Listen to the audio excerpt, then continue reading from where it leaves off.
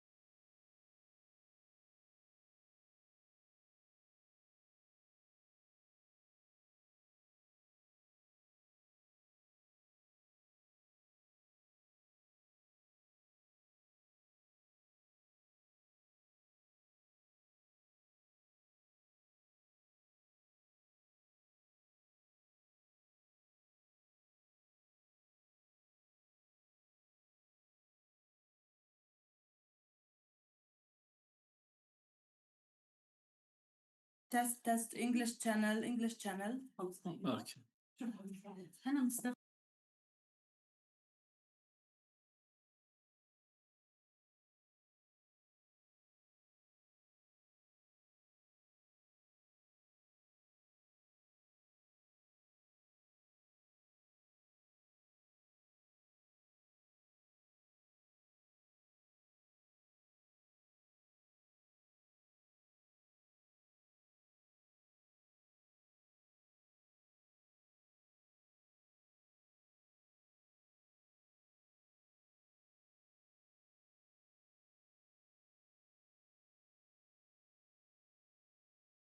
Recording in progress.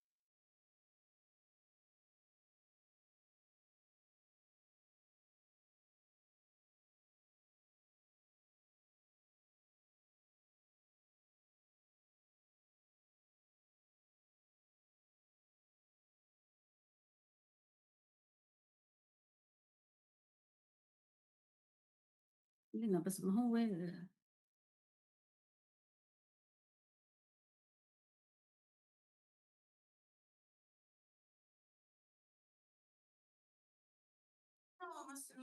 distinguished guests, good morning. We are grateful that you are attending our conference entitled The Impact of the Genocide in Gaza on the Future of the World and Reading of the Palestinian Question, at a time where the world is occupied in adapting with the chaos at all levels, and the priorities of individuals are deteriorating.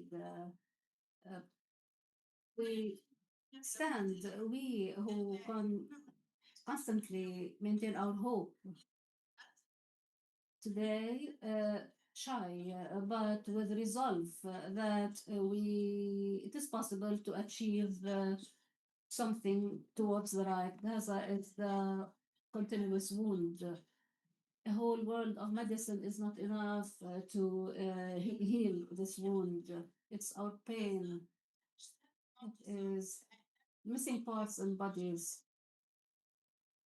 many martyrs, demolished houses, streets without names, schools without books, without walls. How can the free people of the world who believe in the Palestinian right, how can they stand facing the colonial elites to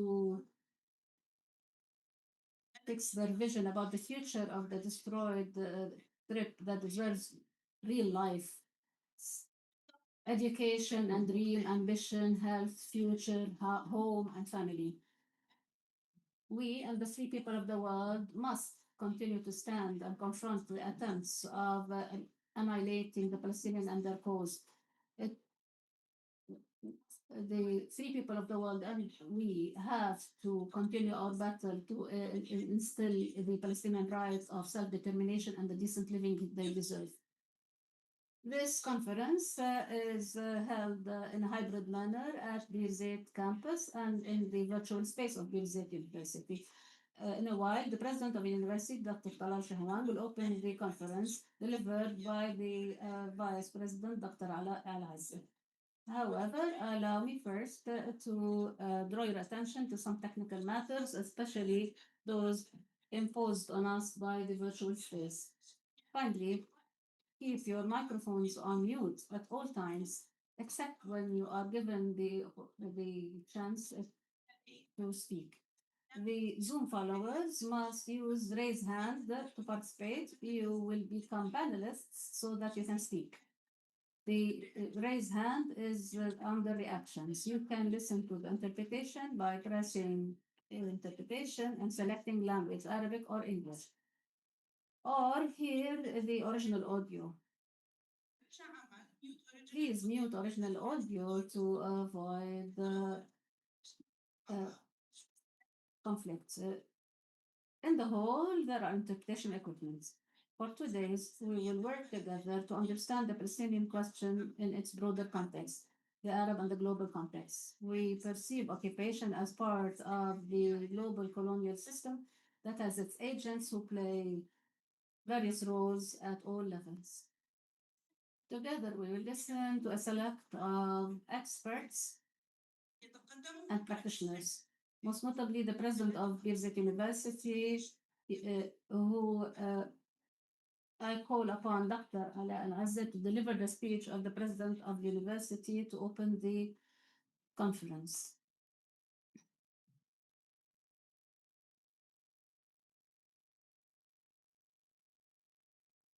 Good morning,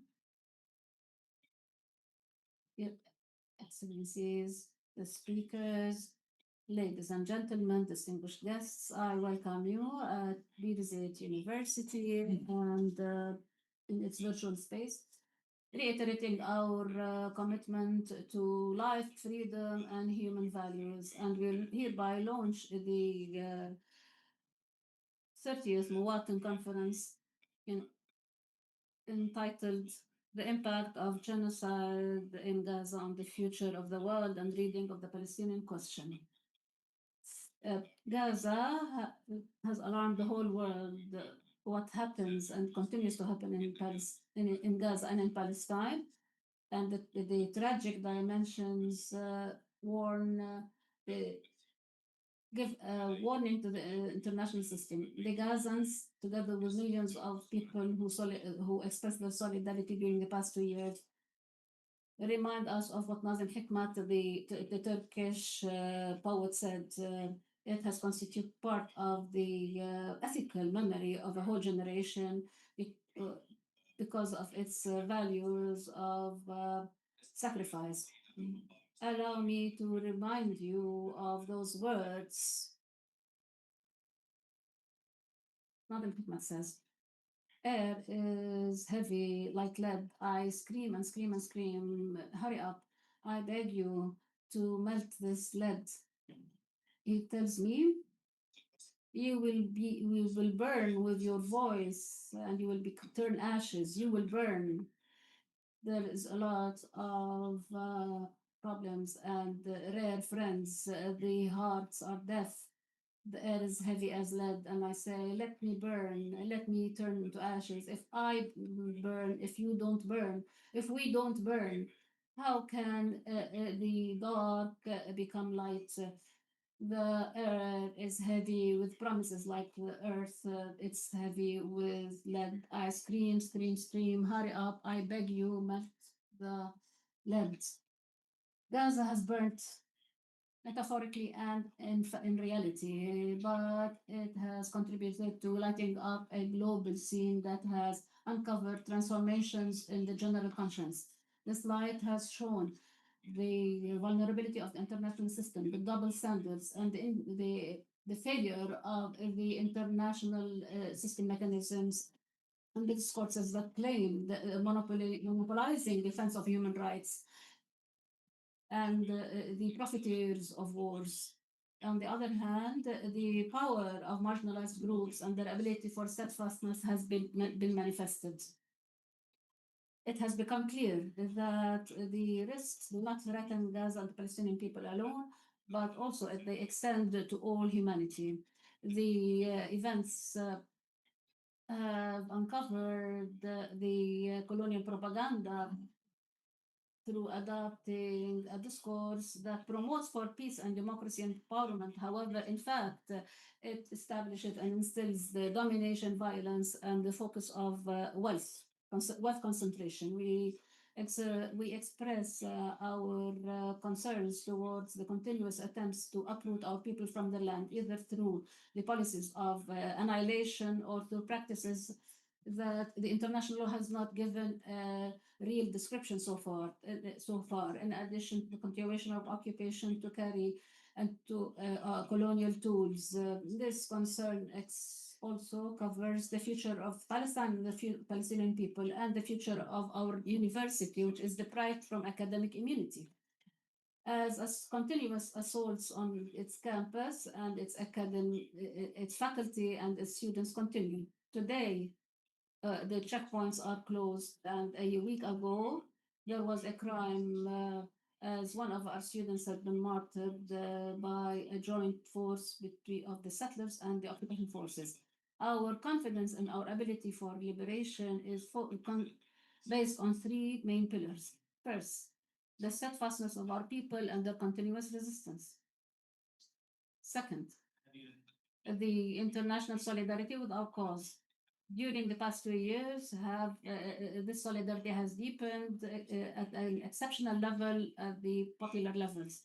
And this is reflected also by the diversity of the list of speakers in this conference.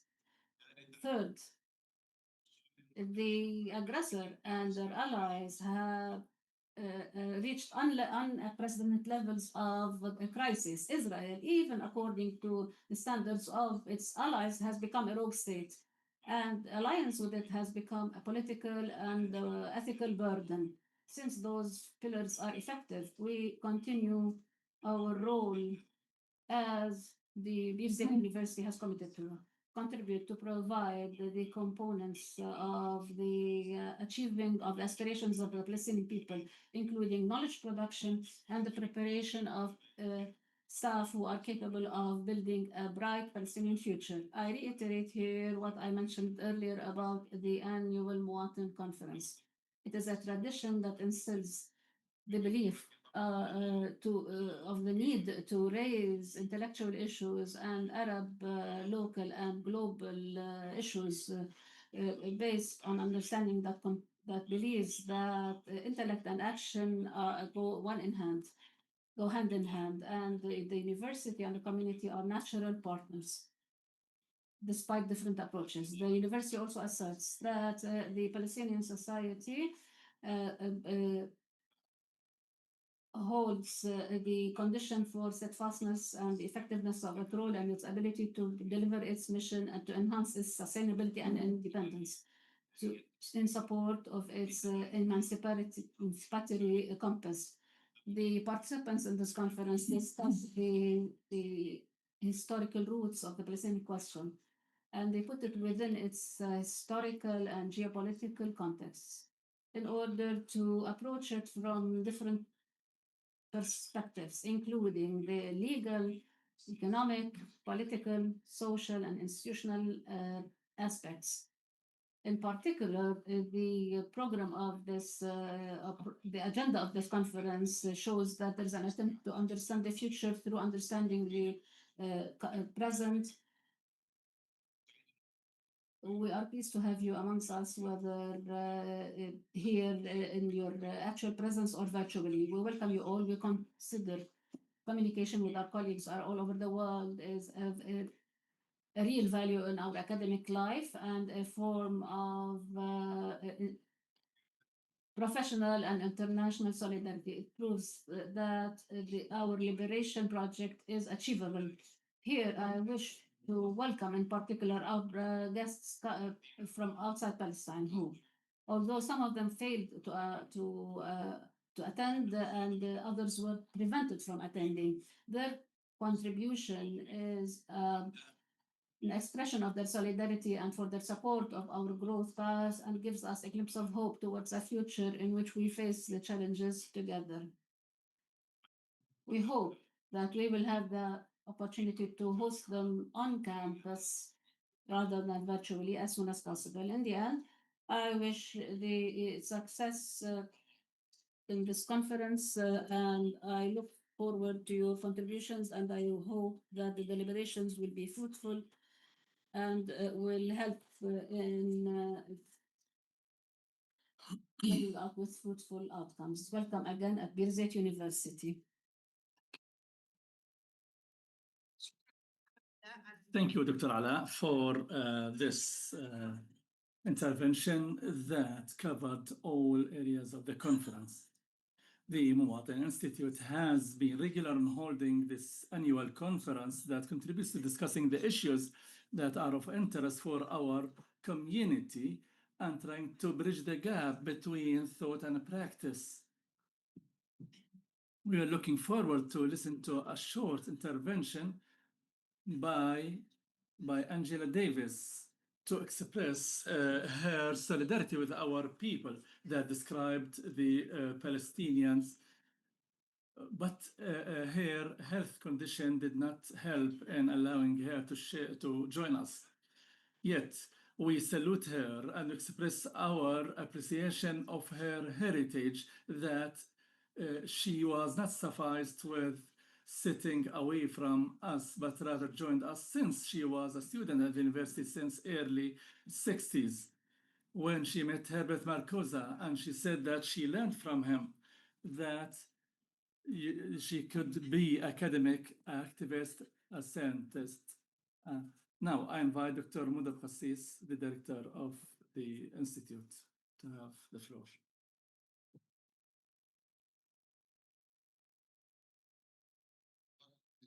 Good morning.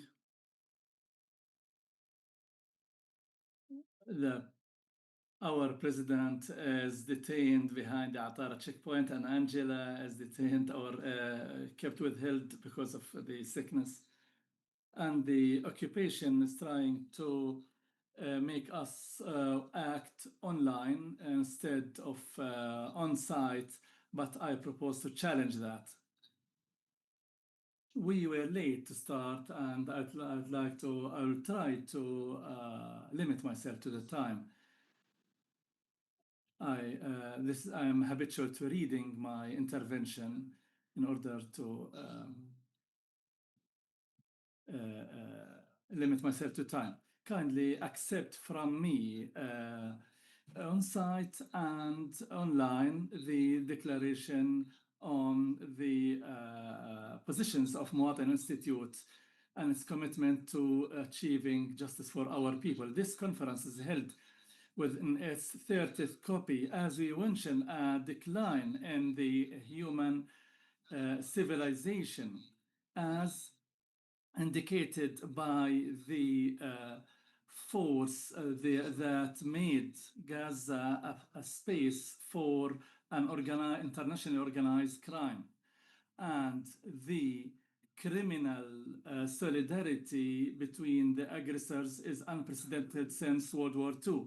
We understand the difference between a criminal committing a crime and a criminal who belongs to a mafia or a gang committing a crime that was assigned to him by the gang, and a gang of criminals committing an organized, orchestrated crime. What we witness in Gaza is more of a guild of mafias who are committing a group of crimes and coordinating their roles.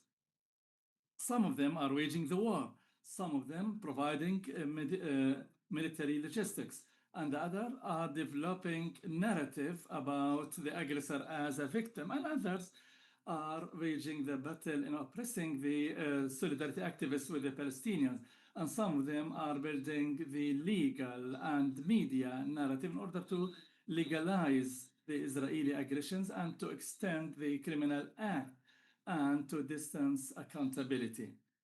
This is not the first time where the imperialist forces join hands and support each other in committing their colonial crimes. Yet, in Gaza, it has crossed a new threshold of international intransigence under the leadership of the United States of America and implemented by its major actor in our area, Israel.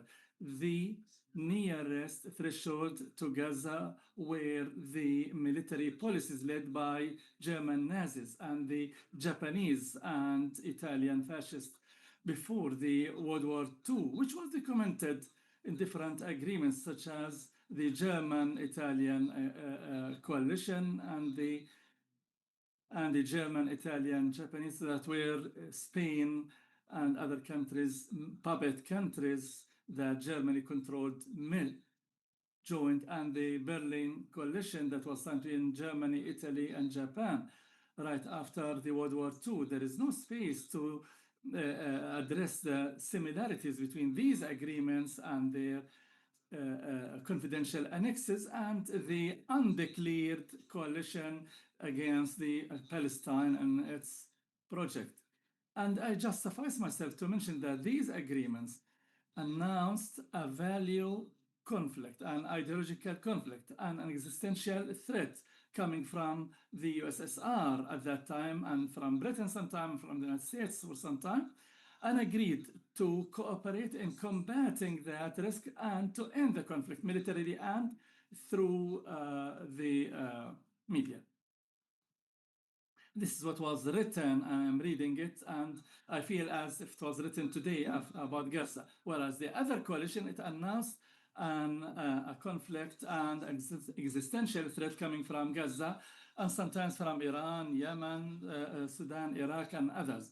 Meaning that anyone who demands for freedom and sovereignty and self-determination and they join hands in combating the ghost of freedom militarily and added that with the force of the UN Security Council.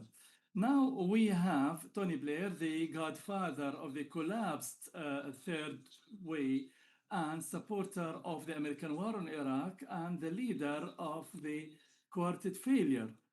And it's coming like resembling Herbert somewhere. But this time he is mandated from the American presidency and the British government. The Security Council Resolution 2803 indicates about the satisfaction of the US administration about the program of reforming the Palestinian Authority. It states having conditions that have to be met before developing a path towards self-determination. And this is not different from the decision by the League of Nations when it mandated Palestine to Britain. This way, the international law has deteriorated and buried achievements that were achieved after World War II and cancelled the achievements and contributions that represent the majority of the populations of the world, including the non-aligned movement, in forming the international system and re-established the US's leadership to the world and replacing the British Empire. Is it logical to believe that an international system like this one, is it capable of achieving peace and bringing back right or respecting the dignity of nations? There is no alternative for the world, for the free world, other than struggle to achieve an international system that is based on moral basis. The demand to reform the Palestinian Authority is a malicious demand because its specification is to reduce the level and ceiling of sovereignty. That is, have a limit for the dreams of the Palestinians and to achieve circumstances that are not conducive for any national authority to be legitimate, even if it was legal and elected, because the real objective for this reform is for that authority not to belong to our people, but rather to forces that are against our people. The results targeted from this reform in Trump's plan, reform plan, if achieved, will push the Palestinian Authority to adopting a policy and implementing policies that contradict with the Palestinian public will. A matter will result in its will to check the public with oppressive means, as known in all the political regimes that are not accepted by their people. So this will produce anything but democracy.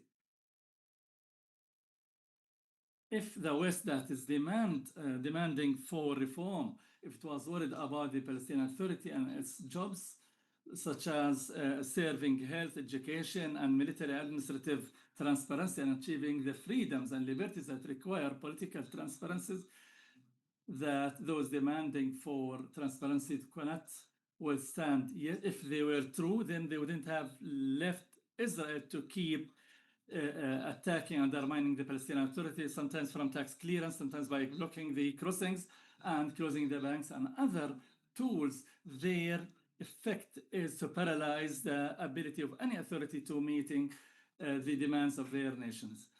To return to comparing our situation with the situation of the world after World War II, that war ended by defeating the Nazis and having the Cold War. But today the Cold War became more heated, and war in Palestine is not over and will not be over before victory over the Zionism, that is fascism after the Nazism. What the free people in Gaza, so that they were threatened, and they had two options.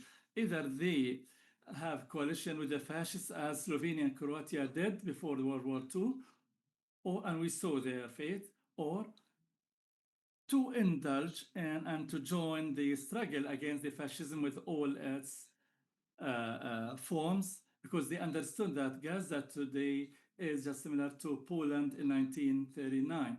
That is, it's part of moving the fascist expansion in all areas, and there is no room for safety for anyone. Is what we are witnessing now, is it a history repeating itself? Unfortunately, yes, at least partially.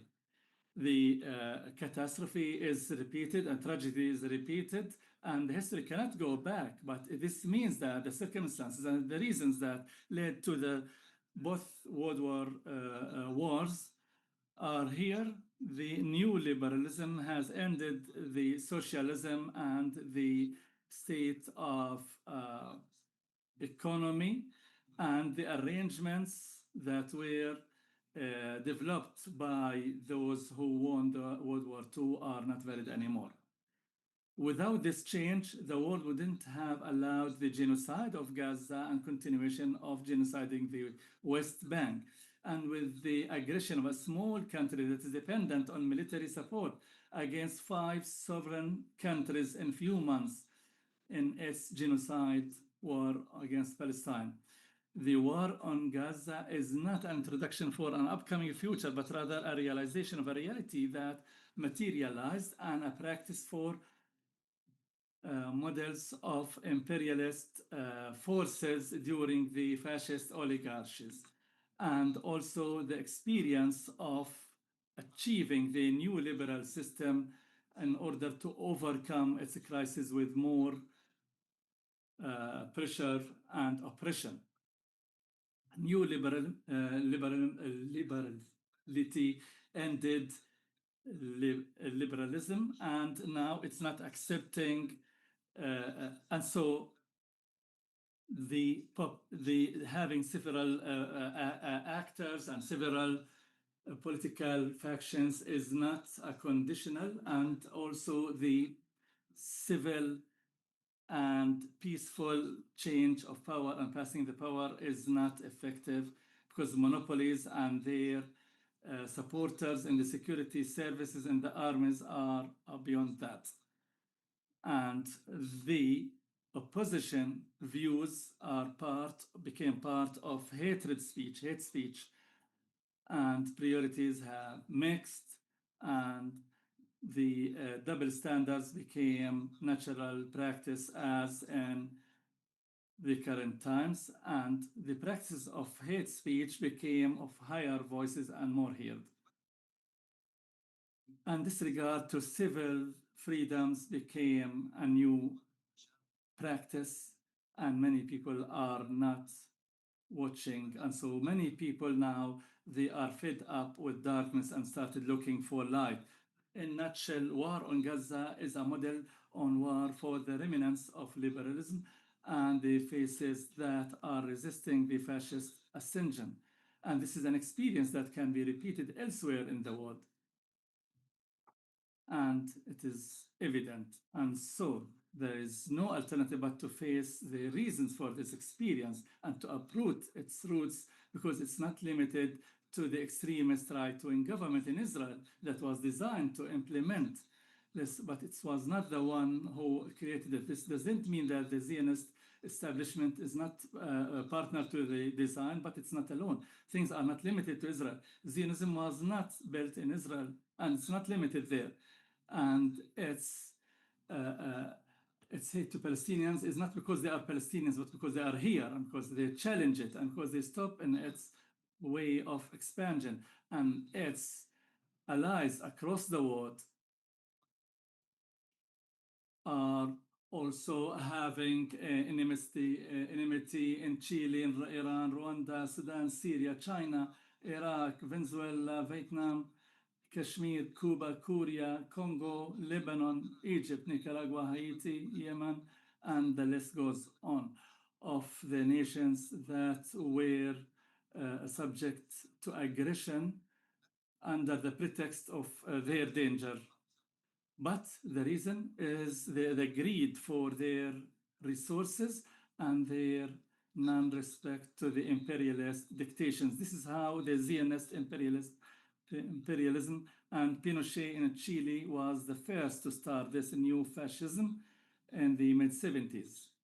And Chiang Kai-shek in Taiwan, who was known as the White Terrorism, and Wong Day-dim in southern Vietnam, that was supported then, assassinated by the CIA, and Mobutu Sese Seko in Congo, who implemented an American-Belgium coup d'etat against the elected president, Patrice Lumumba, and executed him. And they created Al-Qaeda and ISIS.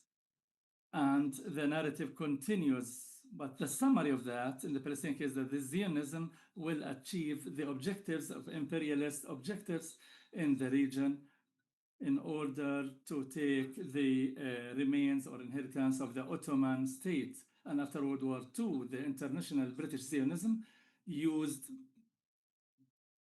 was used to take what the winners of World War II were unable to do, that is Palestine. After World War II, Zionism took the role of the policeman of the West in protecting the resources for the international capitalism, in spite of the socialism disguise that was clear later on. Yet the battle of victory against Zionism and its Israeli disguise is not the end of the war, but an initial step in the project in getting rid of the imperialist hegemony.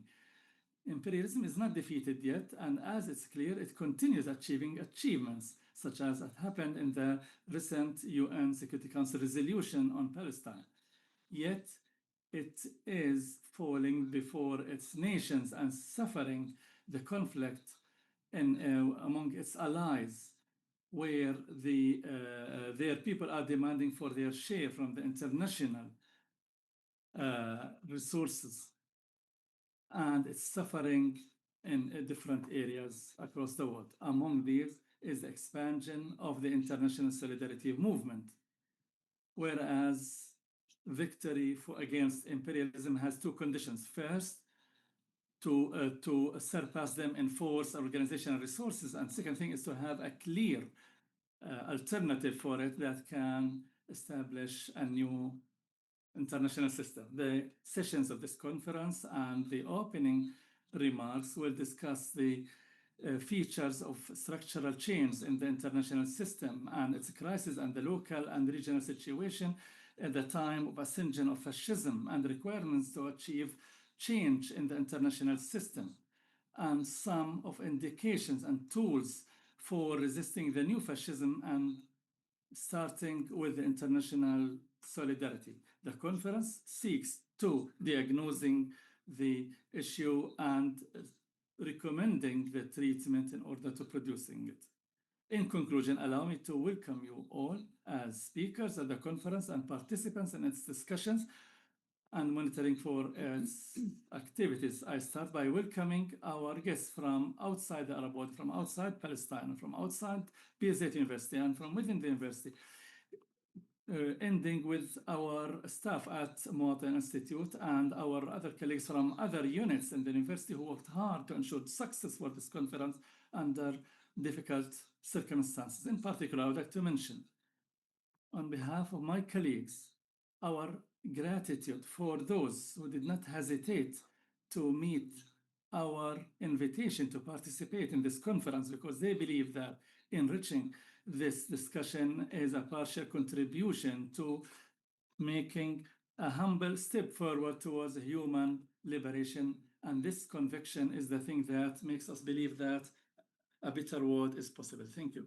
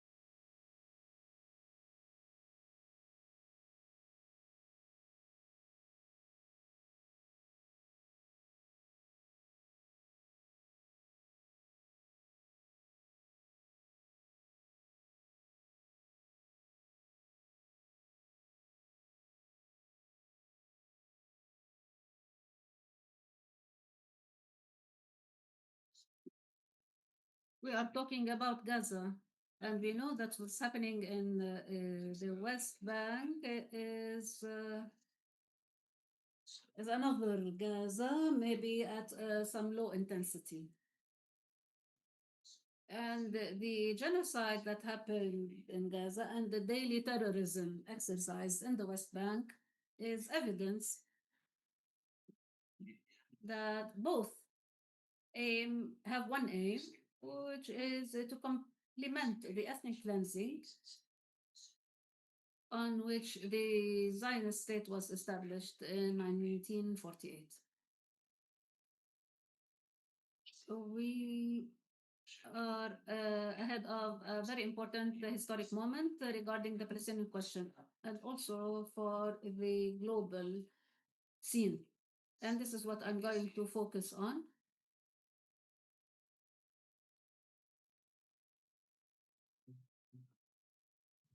Genocide in Gaza is the last nail in the coffin of the Atlantic liberalism. I will address issues and points that were addressed and raised by the previous speaker. My speech is based on my last book published in English, and I am still working on its Arabic version. In that book, and in its title, it speaks about Gaza being a turning point in the global history. We start by the fact that genocide in war in Gaza is the first genocide,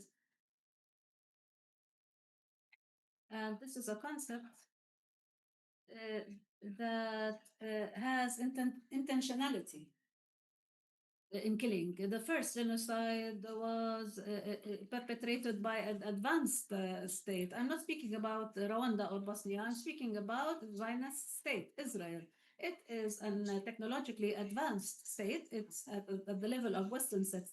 It is the first genocide committed by technologically advanced countries since the World War II. And since the defeat of the far right alliance of World War II, those forces mentioned by Mudar in his speech. Hence, we need to perceive the impact of the genocide, its impact on the global order as it developed post World War II. We know that the defeat of the global far right in 1945 came by the hand of a global alliance in which the United States dominated. It was the stronger state towards the end of World War II.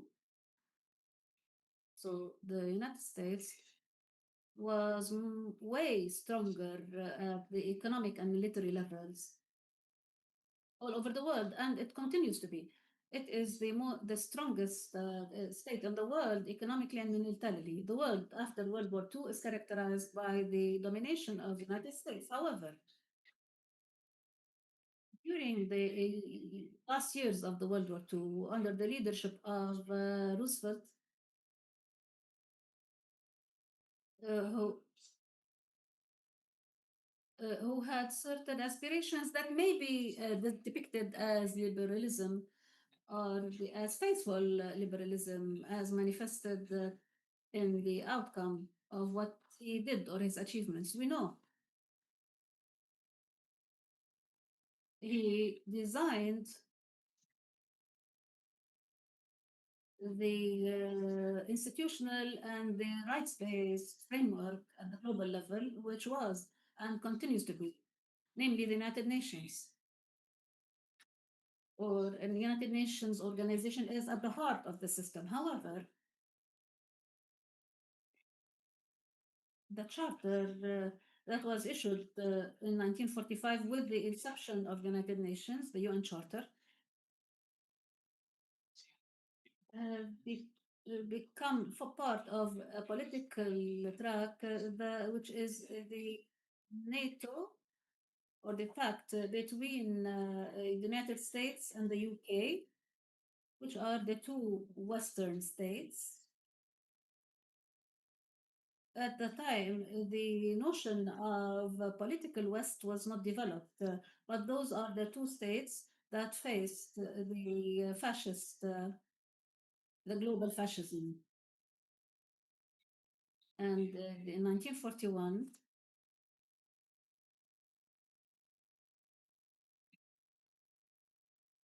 we need to explore this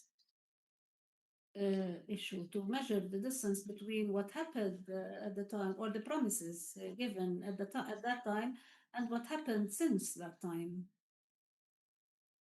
We would like to remind that the Atlantic Pact and the link between the UK and the US is the Atlantic. or between Europe and the United States is the Atlantic Ocean. So it separates them and links them. The pact says that the two states wish to not see regional changes that are not in line with the desires as declared by the people who are concerned with freedom, and that they respect the two states respect the right of all people to choose the kind type of government in their countries and to desire to see the return of sovereign rights and autonomy to those who were deprived from that and by force. The words were clear. They are blatantly contravene with anything we saw since that time. And the pact continues saying that the two states would desire to see peace instilled that would provide to all states the right to live within their own boundaries and to provide safeguards that all countries all peoples can live without any fear or need, and so on and so forth, of values that were considered as the substantial foundation of political liberalism. We're not speaking about economic liberalism, which is another topic. Why? We're speaking about political liberalism, which is progressive, and this makes the word liberalism in the United States is synonymous to progressive at the political level. Based on those aspirations,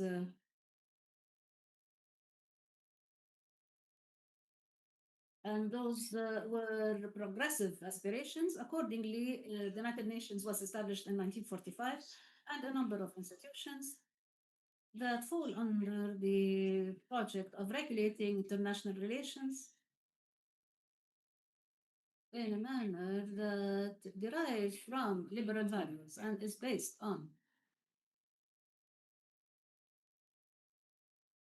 the implementation of the rule of law at the international level, bearing in mind that there's a big difference between the ability to do so internationally and the ability to do so within the borders of one sovereign state or nationally. A number of organizations were established: the United Nations, the International Court of Justice,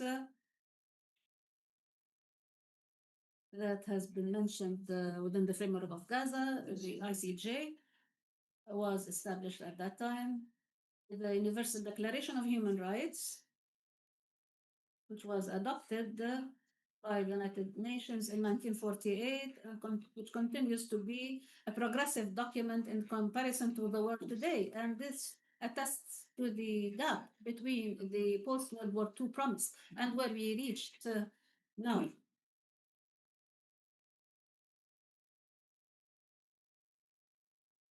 As in 1948 and 1949, the Geneva Conventions and the additional protocols,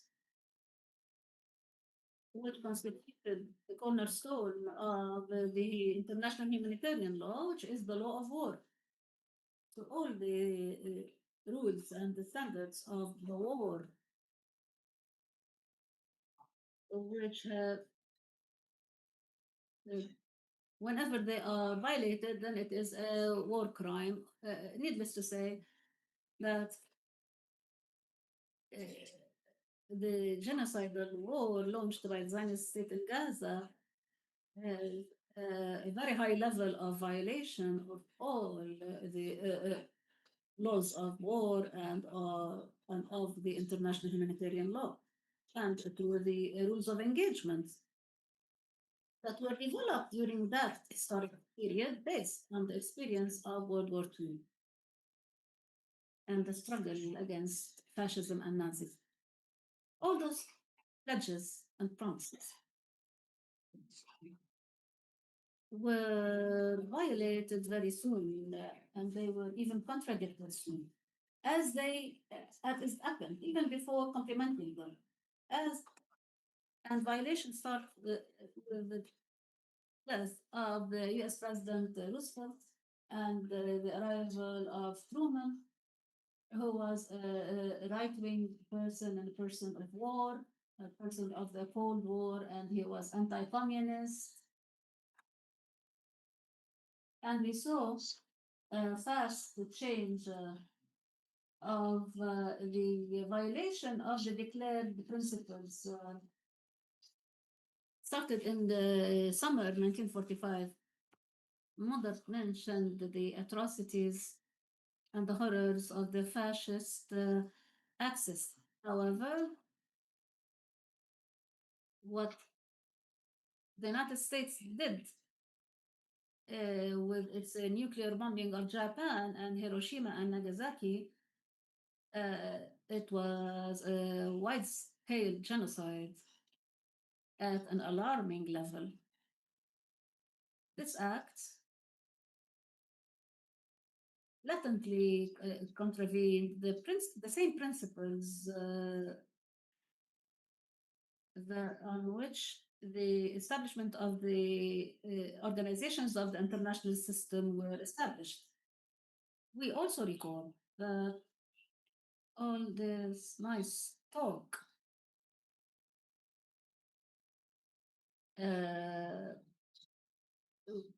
and the Western camp, which adheres to the principles of liberalism, we know that in fact there were continuous violations throughout history of those principles, starting with the French colonialism.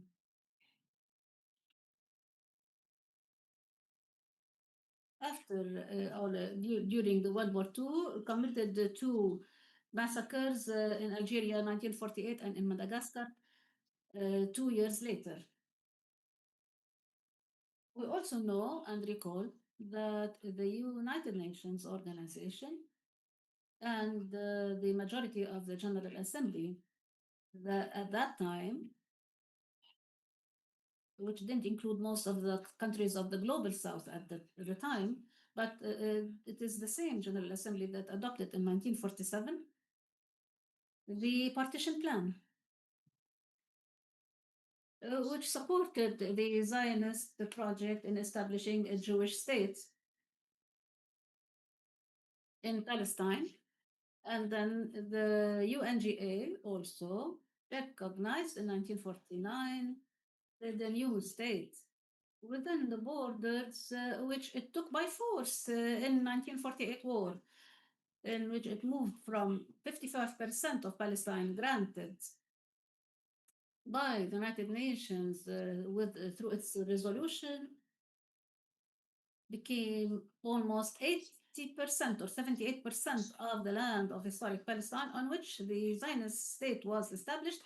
And within those borders, the United Nations recognized Israel.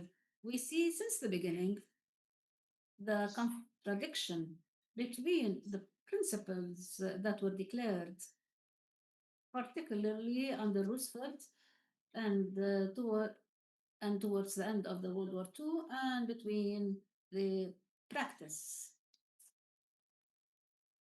Since the beginning, this system, which was called the liberal international system, was born dead to a large extent, in the sense that there were continuous violations of that system.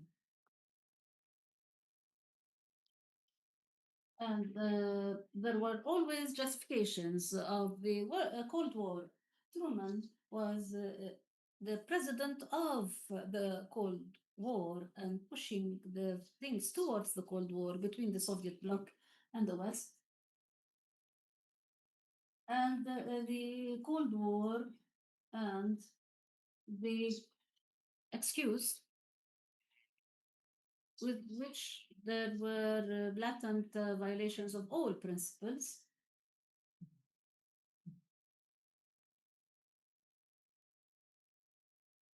And the Atlantic moved from the Atlantic Charter to the UN Charter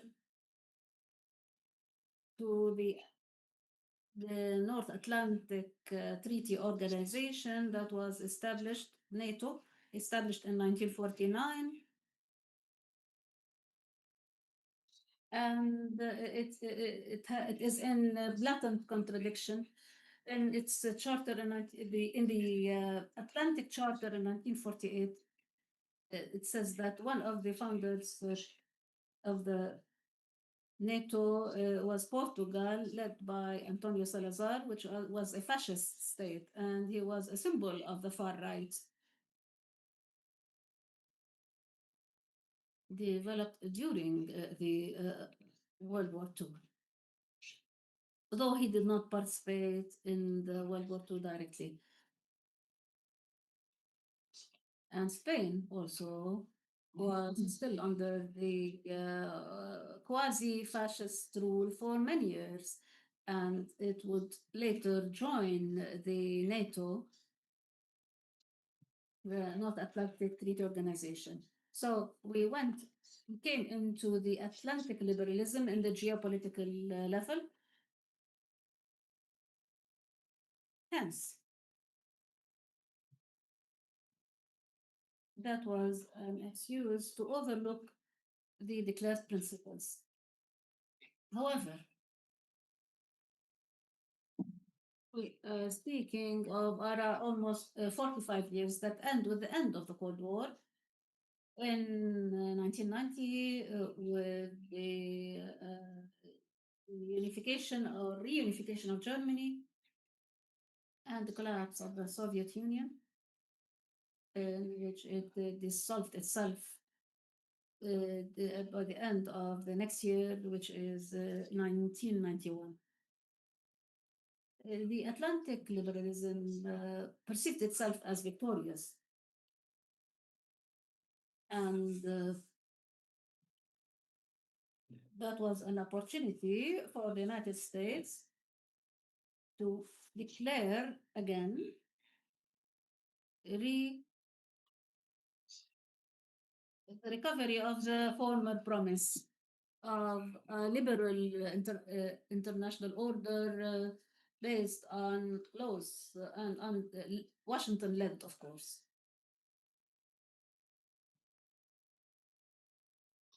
We recall because our region was directly affected in the preparation for the first war against Iraq in 1991. We remember that in 1990, and in the framework of the preparation for the war,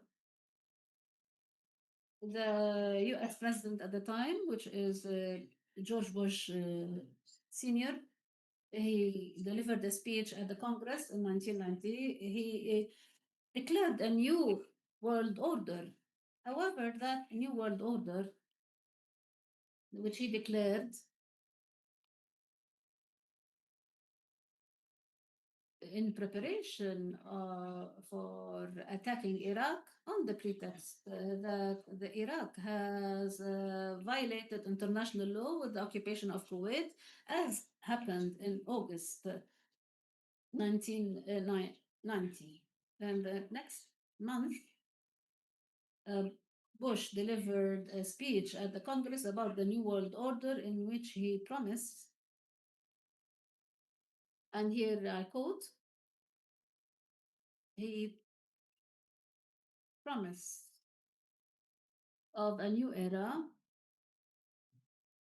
that is more liberated from the terrorism and more of a pursuit for justice and peace, an era in which the countries of the world in the east, west, north, and south to prosper and live in peace.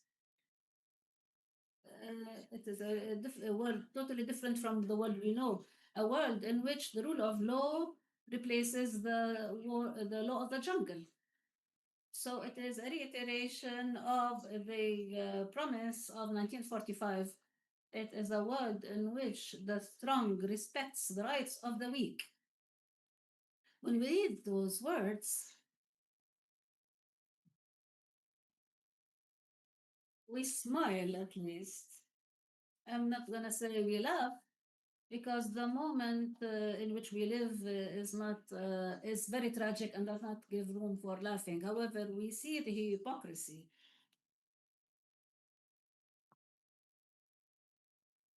and the malice in those words, especially that we are listening, hearing a president who immediately supervises a war that was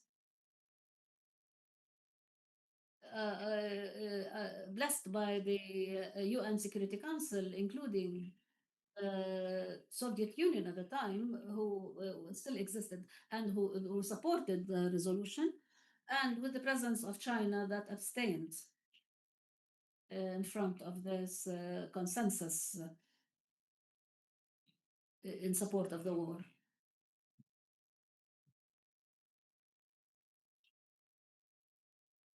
The intellectuals who belonged to that Atlantic liberalism had attempts to, and some European governments, we need to say, the liberal Western governments, some of them pushed towards creating new institutions that are added to the old institutions in this legal and institutional international framework that is called the International Liberal Order.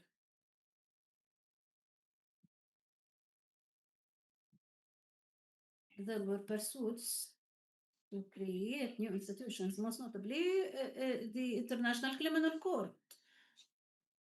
This is yet another institution that was mentioned often during the war on Gaza and before Gaza and the Russian invasion of Ukraine. This court is the outcome of post-Cold War, the ICJ that looks into cases between states emerged after World War II, while the ICC came after the Cold War and is competent on holding to account the individuals within states who have committed violations of the international law, particularly regarding the ICC, particularly related to genocide and crimes against humanity, war crimes, and aggression. All these things are within the competence of ICC and have took place in Gaza during the past 2 years. This International Criminal Court, ICC, and its basic rules were established in 1990, the Rome Statute, and it was established in the year 2000. It's worth noting that the United Nations and the State of Israel both have signed in 2000. I mean, the United States and Israel signed, then withdrew in 2002 because they refused that the statute of the ICC would apply on them. In 2002, the United States was about to occupy Iraq the next year. As for the state of Israel, led by Ariel Sharon at the time, who had been launching a destructive war in the 1967 occupied territories, as you know. At that time, the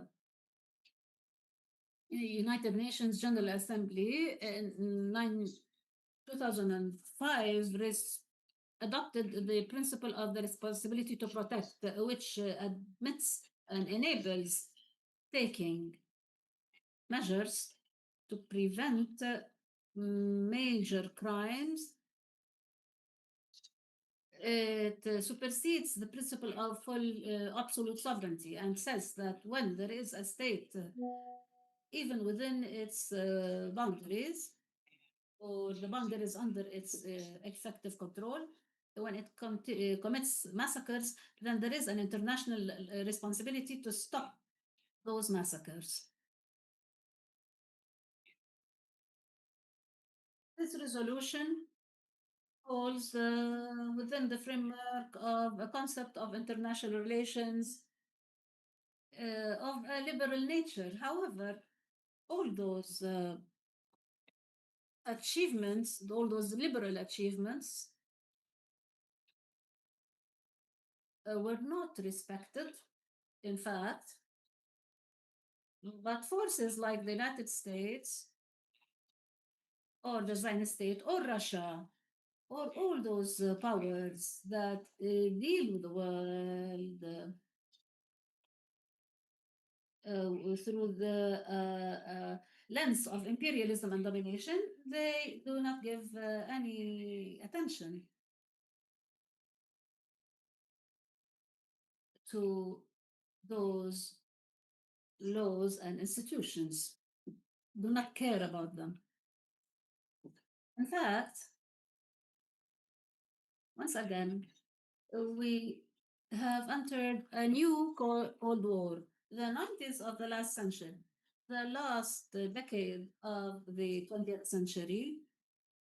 There was a transition after the Cold War and the collapse of the Soviet Union that was led by the United States.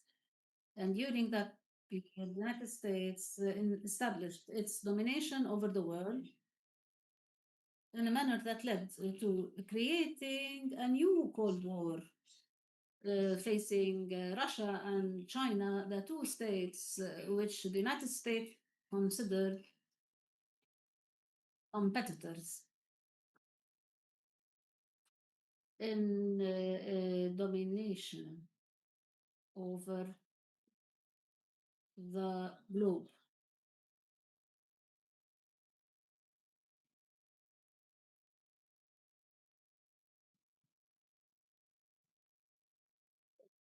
The NATO, which originally was aiming at confronting the Soviet bloc and the so-called communism, transformed into an alliance from a defense alliance to an organization that carries out military interventions and action that started in the Balkans, then moved to Afghanistan and others. All those are the attributes of a new Cold War, including the expansion of the NATO towards the East Europe and some former republics of the former Soviet Union. We saw one violation after another of the so-called international law, which George Bush Sr. said that the United States will adhere to this law. In 1999, the Kosovo War was carried out with a violation of the international law because it overlooked the Security Council. Few years later, the occupation of Iraq, which was another blatant violation of the international law and of all institutions, as well as the United Nations itself and others.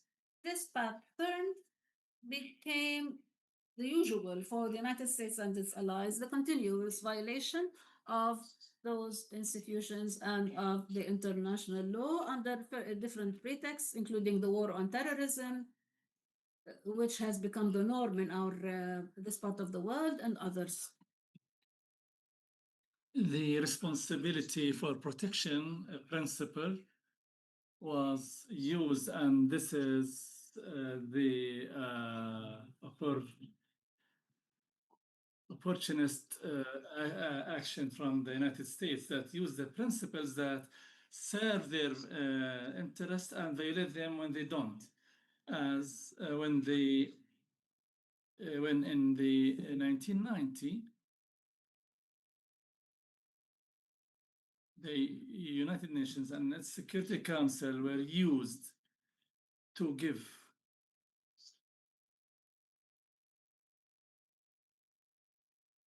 legitimacy to the 1991 US war on Iraq, while the Security Council and the UN neglected that principle in following wars that I just mentioned. You find the same thing about the responsibility for protection was used in 2011, also through the Security Council resolution and the abstination by Moscow and China in using it in Libya under the pretext of preventing a massacre. But what turned out later on that the United States and the NATO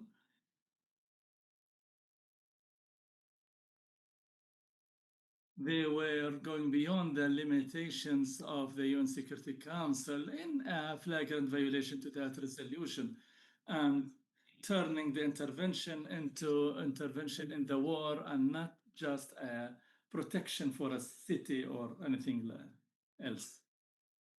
Naturally, after the Libya, we forgot the responsibility of protection for what happened in Syria, and we forgot it also about what happened in Gaza when all attempts to mention that responsibilities were ignored as related to the genocide that happened and continue happening in Gaza.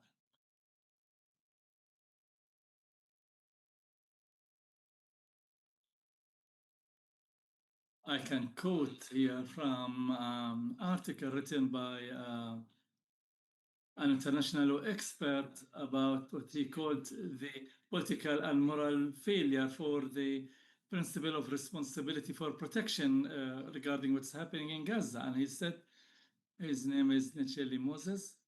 He says, at the end of the day, the real test for the value of any criteria is not limited to its benefit in the occasions that serve the interest, but rather when it contradicts with the interest of actors. And this is very realistic.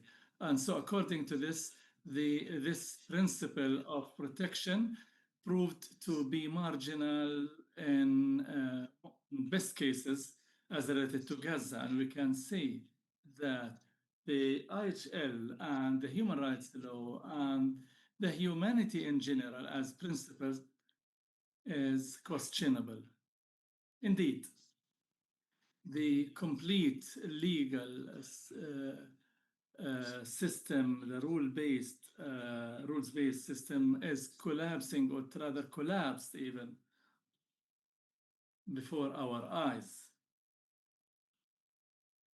And we saw that in a flagrant way as related to genocide in Gaza, through the reactions of Western governments, the same very governments that built this rules-based system and its organization. When we see two organizations that are the ICJ and the ICC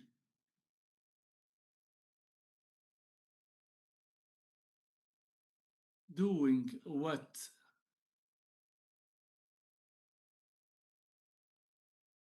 aligns with their mission in looking into the crimes of the Zionist state as related to the genocide war, we see the Western governments, their reaction was hostile and negative, extremely negative, particularly the US and other Western governments, towards the both courts.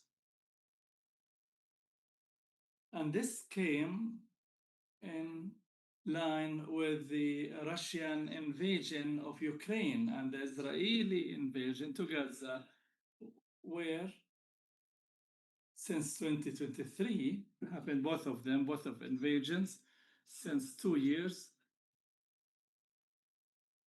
And this clarified more than ever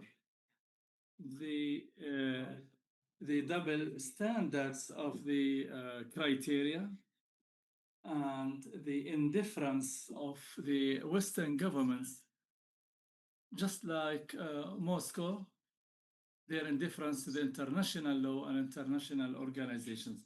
So we are witnessing or living in a world where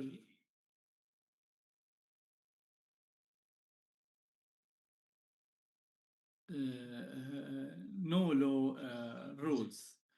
More than that. And I focus here on an important point as related to the genocide war in Gaza, is the engagement, full engagement of the United States in that war. And I mentioned this in one of my articles, that this is the first joint war between Israel and America. If we look into the wars, former wars by the Zionist state after it was established in 1948, even starting with the 1948 war, 1956, the Suez War, the 67 war, the 73, and wars on Lebanon, and following wars on Gaza, and the 2002 on the Gaza and West Bank. All of these wars were the United States was either not satisfied with that, such as the 1956 war, or it did not support it more than certain limits and pressured to stop it after few days of waging the war, or few weeks. Whereas in the Gaza war, we saw a joint war. The Zionist state was not capable of waging that war for 2 years without the direct engagement of the United States in that war, without the sending the thousands of bombs and the missiles and 1 ton and 1.5 ton bombs sent to Israel. Israel wouldn't have been able to commit this war and to continue it this way.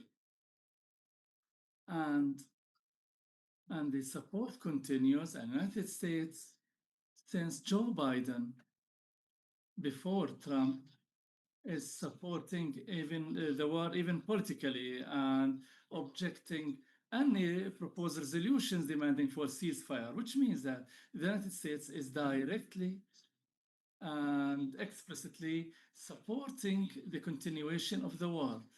So this way, this is the first joint US-Israeli war. The genocide war in Gaza, and in Palestine in particular, is not purely a Zionist war, but rather an American war against the Gaza and Palestinian people at large. And this war has contributed through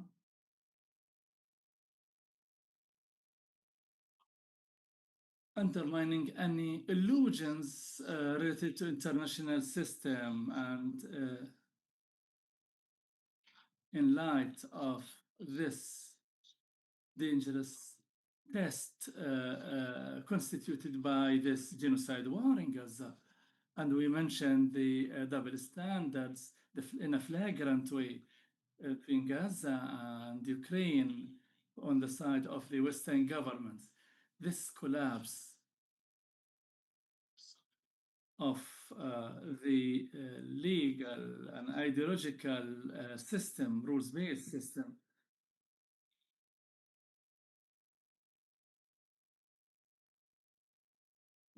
where the world tended to go more to the right extremism, and where the world indulged more in the neo-fascism, as we witnessed its ascension since many years, the peak of which came with the return of Donald Trump, when he returned to the White House.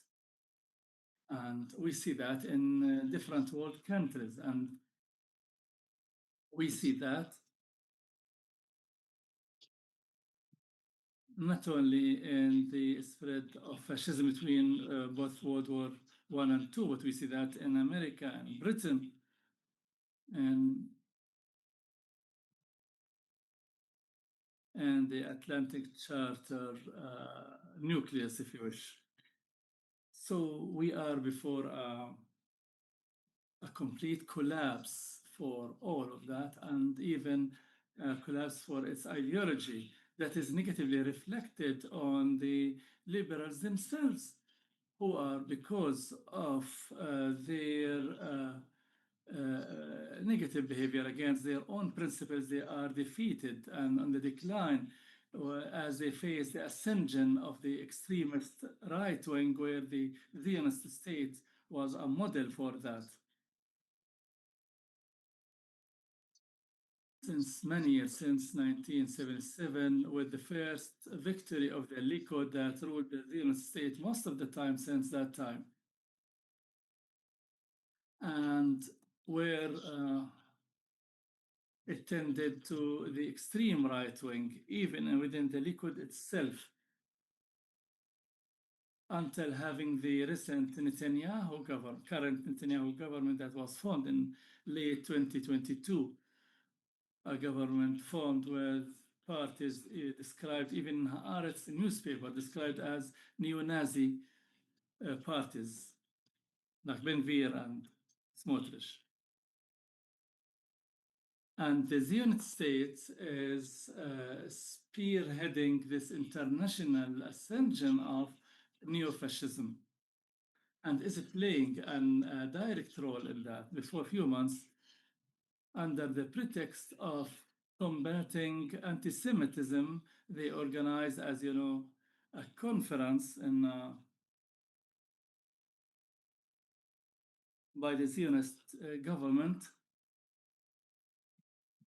brought together the godfathers of the international extremist wing. Many of them have a history in anti-Semitism itself, who are joining hands with the Zionist state under the pretext of combating anti-Semitism, while they are godfathers of anti-Semitism.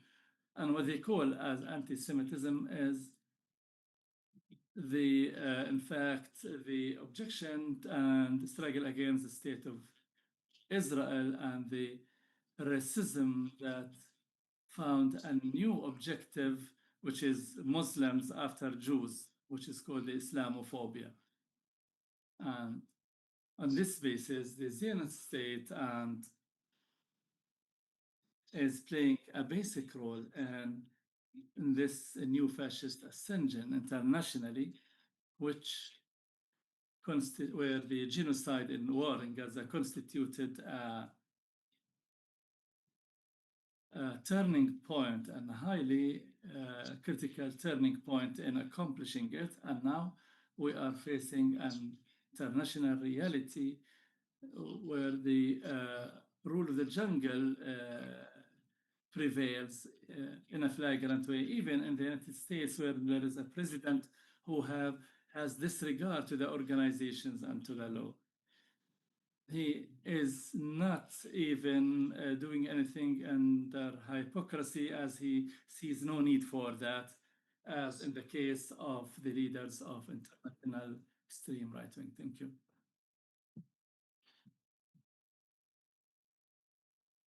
Thank you, Jabir. See, he's just limited himself to time.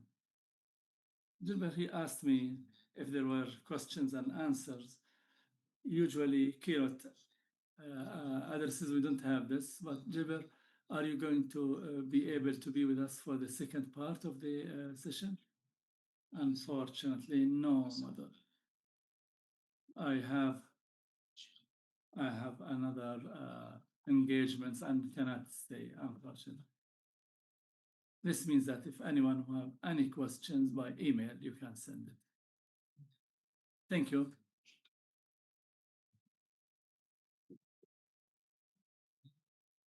Let's end the session. Now we have a 15-minute break. If you could at least stick to the 15 minutes because everything will be late. Thank you.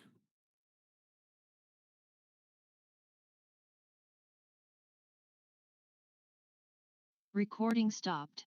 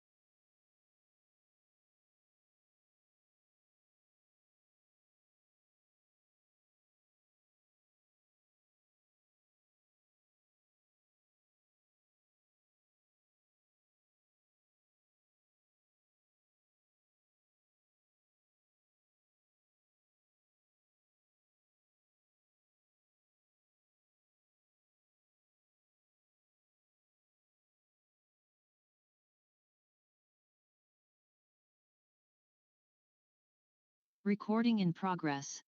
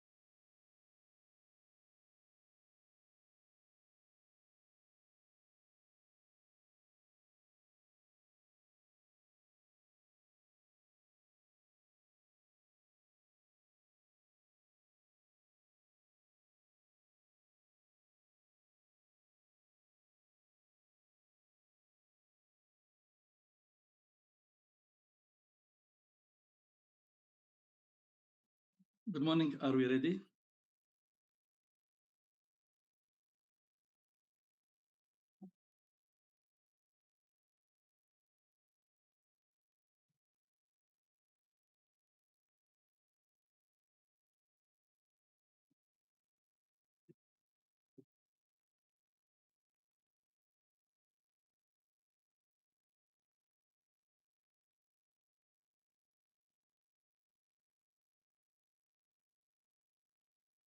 Most welcome, everyone. Today we are in the first session of the conference, the first session titled the features of structural change in the international system. We have 4 speakers, and we have a word by Francesca at the end of the session for around 40 minutes. We'll start with Dr. George Kaman. He has intervention around the Palestinian world after Gaza. He is Beer Zait and worked previously as head of philosophy and cultural studies and dean for the Arts College and founding dean for the higher studies faculty at Beer Zait University, specialized in philosophy and history and Islamic philosophy with special focus on Al-Ghazali and Ibn Rushd, and he has special studies in and also an editor of 4 books, and he writes in political analysis around community issues to a number of Palestinian, Arab, and English media outlets. We're interested in listening to Dr. George and his analysis. The floor is yours. Thank you. Reem. Hopefully I will not disappoint you. This is a massive subject, the world after Gaza. There are different areas that address this subject. Nonetheless, this paper addresses specific aspects of Israel's conduct during the war of genocide, particularly from 2 perspectives. First, what some consider that Israel is now embodying, or it embodies the end of the rules-based order, not only the international humanitarian law, but the entire set of rules established as part and consequences of the Holocaust and the World War II in particular. Second, that I will discuss will address one of the reasons that has enabled Israel to persist in its genocide war until now, while paying particular attention to the decision-making process during the presidencies of Joe Biden and the second presidency of President Trump, and other factors Israel uses to influence the political decision in Western countries in particular, in addition to other countries. The paper will argue that some of these aspects require more detailed study, and that they often repeat the claim in the Arab media that Israel is the spearhead of the United States and Western countries in general is either erroneous or at least inaccurate.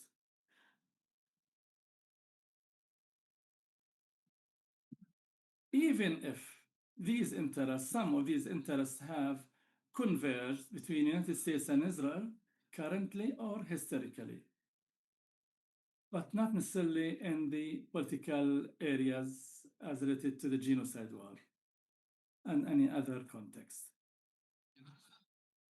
Perhaps what distinguishes Israel's case from other countries or other wars that were considered as genocidal or close to, for example, the ongoing war in Sudan, including the massacres committed there, for instance, forced migration or displacement, or the genocide that was considered then in Rwanda in 1994 between 2 ethnic groups, the Hutus, who perpetrated the massacres, and the Tutsi, who were largely the victims. What is different is that these countries are considered underdeveloped in terms of their political system and are characterized by weak governance and near absence of the rule of law in these countries. They are, in parentheses, are not civilized states that respect international humanitarian law and the rules of war in general. In contrast, Israel is considered, in parentheses, Western, despite its geographic location, and also a democracy, and it is not expected to behave like underdeveloped states. Many parentheses, but this is needed. This incidentally applies to Australia and New Zealand, among other countries which are considered Western countries despite their geographical location in the Southern Hemisphere. And as I say here directly, that this is a pure hypocrisy, because the reason that the United States and most Western countries remain silent until recently about the genocidal war in Gaza and the claim that the world order is governed by rules and that Israel is a Western and democratic state has political and other reasons that I will address later on. But what the genocide war did in Gaza is that it exposed this hypocrisy. That is, there is a rules-based world order where some announced its demise. And in reality, this is well known and it's nothing new here.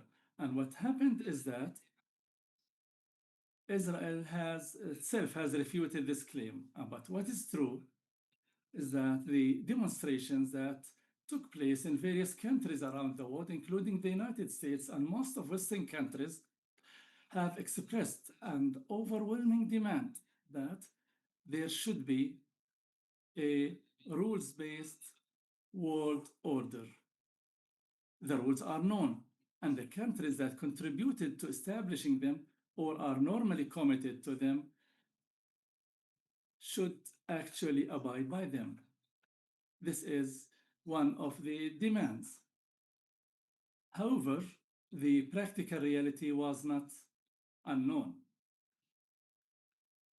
On various occasions, for example,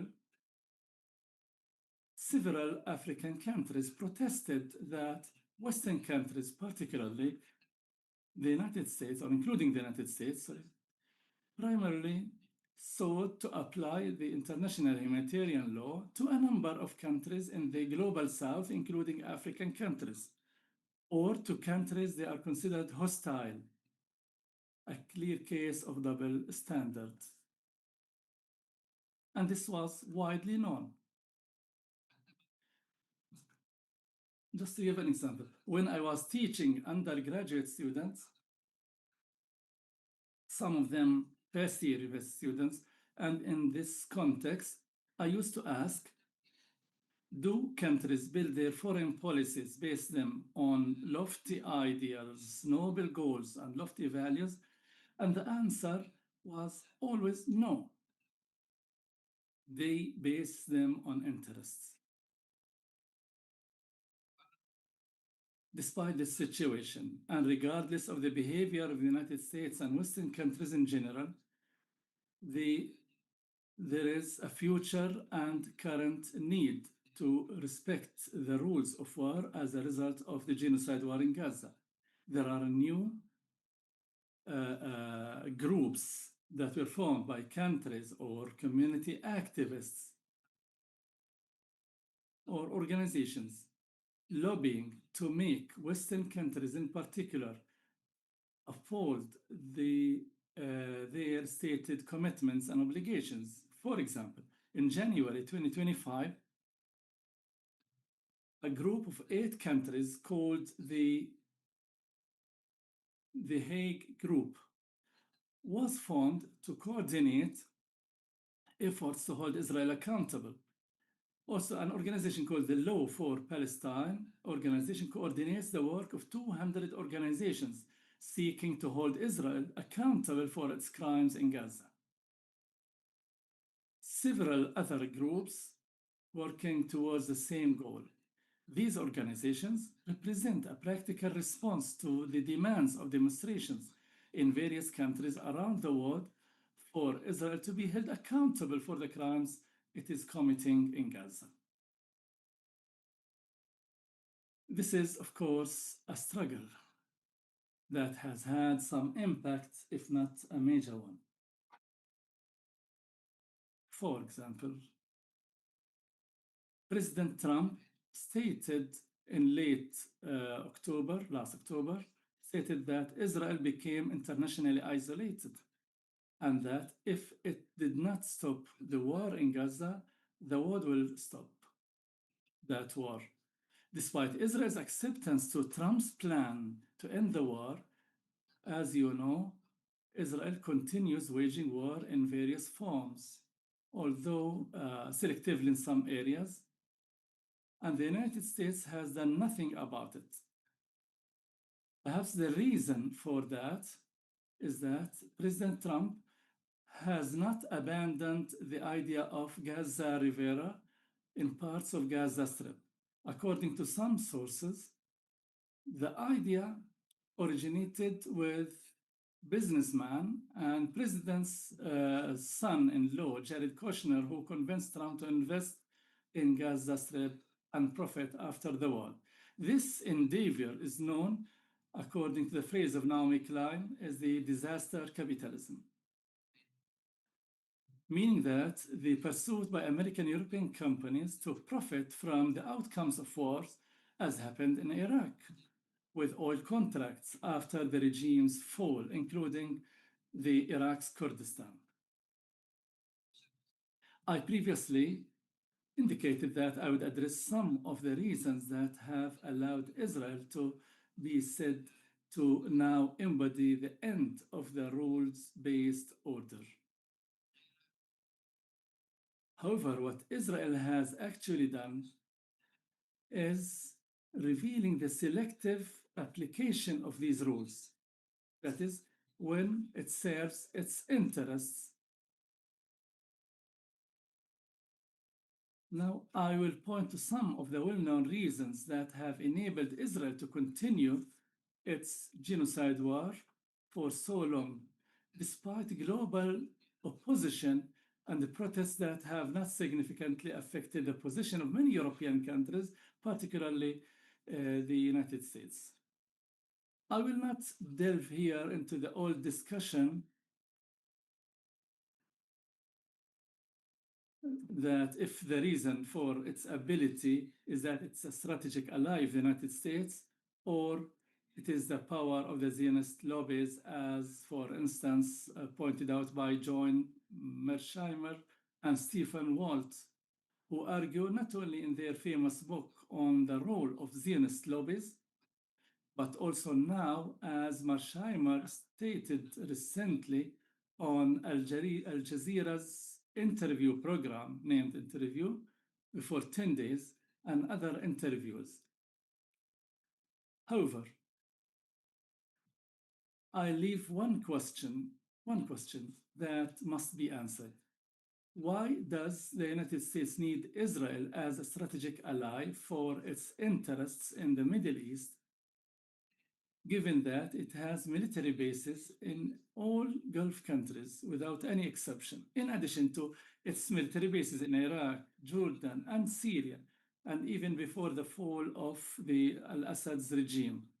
Particularly, I'm referring to a Tanaf base in southern Syria on the Jordanian-Syrian borders. My question then, why does the United States need Israel while it is protecting its interests in the Middle East by itself? Just a question. Then, one of the well-known reasons for Israel's power, particularly in the Western countries, is the exploitation of the Holocaust for political purposes and the accusation of anti-Semitism stemming in part from the Holocaust. I say partially or in part because of the long history of the West its history of hostility towards Jews, that is, European anti-Semitism, and also resulting from the guilt complex, especially in the 20th century and beyond. We saw how this accusation was used excessively, yet effectively, in the first year of the war of genocide against young protesters in the American campuses and elsewhere, to the point that it became trivialized through overuse. For example, hearing a phrase like Free Palestine offends the feelings of some students in the universities. See how sensitive, and offending their feelings is anti-Semitic. In addition, Zionist capital plays a significant role in supporting congressional candidates and in other occasions, as we saw in the threats made against major US universities not to donate to these groups as they used to do. And they made that conditional to change the internal bylaws for these universities to prevent demonstrations supporting Palestine because they were supporters for these universities. And they considered many of these demonstrations as anti-Semitic. We witnessed this, how this external pressure led to the resignation of several presidents of leading universities, including University of Columbia, Harvard, Cornell, and Pennsylvania, and other universities. The Israel and the global Zionist movement employ other methods, some known when they become public and others less so. These include the vicious personal attack and blackmail, as happened with the judge Richard Goldson, if you remember his report, famous report, where a fierce campaign was waged against him, including incitement against him and his family, ultimately leading him to retract in an article on the subject significant portions of the report that is critical of Israel. We know other similar instances of blackmail in the Palestinian case, just to mention one. And here I point in October 2011,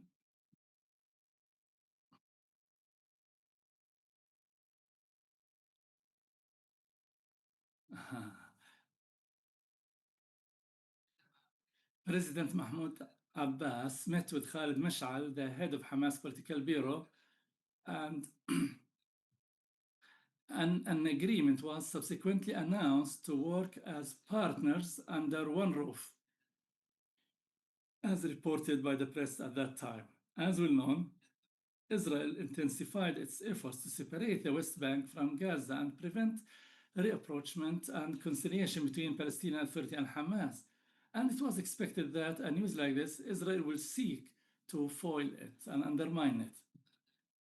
Few months later, a congressional subcommittee held what was called a hearings with experts on the Palestinian situation. The primary focus of these hearings was corruption within the Palestinian Authority, with particular attention to Abu Mahmoud Abbas' sons and their alleged role in this matter. The transcript of these hearings is still available online under, I can give you the title. The title is Chronic Kleptocracy, Corruption Within the Palestinian Political Establishment. Chronic Kleptocracy, Corruption Within the Palestinian Political Establishment. You can Google that and you'll get a report in English written in small font. It's not well known, this report. Then things deteriorated between them. Finally, I need just 1 minute and a half, please.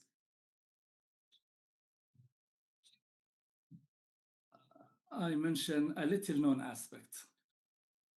This means that it was not studied in detail through information, public information. But what's more importantly to be studied, that it requires interviewing specific individuals who possess information on this subject, and for obvious reasons, they have not written about it. I'm referring here to the influence of Israel and Zionist lobbies on key appointments in the US administration, including the National Security Council and their presidential advisors in general. I believe this particularly applies to the Biden and Trump as well. Even if there are differences between the two administrations, because both of them, they could have stopped the genocide war at early time by using the tools they have, such as stopping the ongoing armament that enabled Israel to continue with the genocide for 2 years and more, 2 months. Whereas the belief that the president can make any decision he wants is largely incorrect. The truth is that the president, in the sense I am referring to here, is not a single entity when it comes to decision making. I'm referring to the United States. Decision making is not confined to the presidency, but at the institutions like universities. It's generally based on discussion around the issue, even if in some cases that the president might have a strong, clear stance on a particular matter, such as Netanyahu's position on the importance of continuing the war, albeit in different forms. This is something known by Israel's supporters. That's why they strive to appoint as much as possible, appoint specific individuals to sensitive positions. This is not a speculation. In April this year, an audio recording was leaked of AIPAC's CEO, the most powerful and largest in the United States. His name is Elliot Brandt. He was speaking in the recording in a meeting with a number of people, speak about his strong relations, close relations with 3 current members of the National Security Council during President Trump. He indicates that the beginning of the relation, that it began with the financial and publicity support for their congressional campaigns, with the hope they have a future in high-ranking positions in the administration, also with their backing. The source, I have the source for this. It's not New York Times, or else you'll not find this. But there is a website called Gray Zone. You can find that.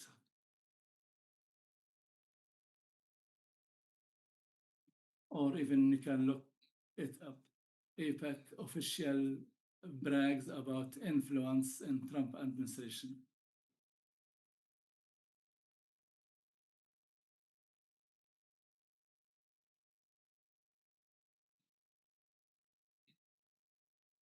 He named 3 persons who are there in office. These 3 people, Marco Rubio and Michael Waltz, the director of National Security Council, and John Radcliffe, the director of the CIA. He also pointed out that this relation enables him to know the discussions, internal discussions within the National Security Council, enabling him to intervene if they were detrimental to Israel.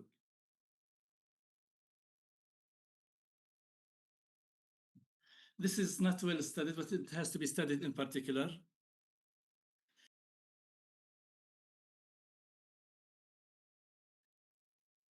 Supporting people to access sensitive decision-making positions. It's not easy to gather information, but I said through interviews, maybe people don't want to speak.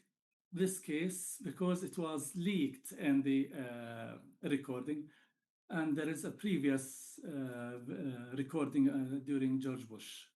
In conclusion, most world countries, due to the genocide war and starvation war, witnessed a beginning of revolution and rejection towards with such atrocities. This is a result of shared moral sense among most people. This is an important point, with the exception of Israel. Therefore, it was not surprising that Israel was compared to the Nazi movement by many writers. The reality is that genocide or ethnic cleansing, or both of them, are an integral part of the Zionist project in Palestine. How else could a state be established for Jews in a land where the majority of its indigenous population opposed their expulsion? This was understood by a number of pro-Zionist Jewish writers at the beginning of the 20th century, including later on by David Ben-Gurion. Thus, many of you, or all of you, Smotrich once said at a Knesset session that he regretted Ben-Gurion had not completed the mission.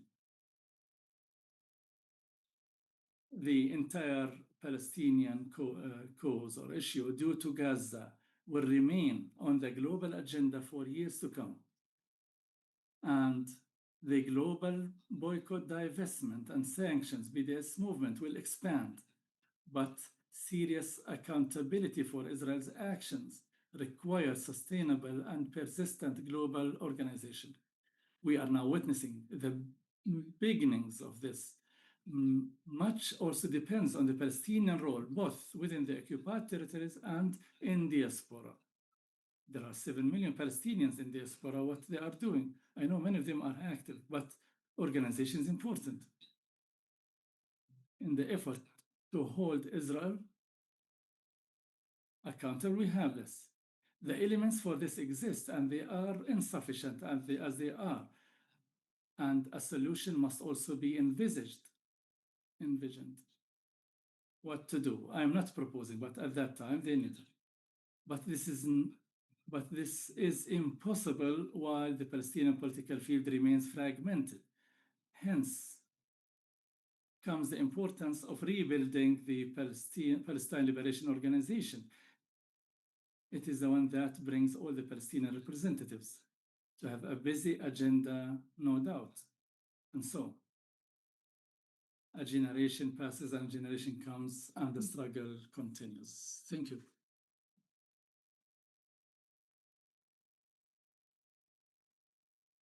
Thank you, Dr. George. There were important points, most notably that the Zionist project is a project of uprooting, and we need to address it based on this rationale.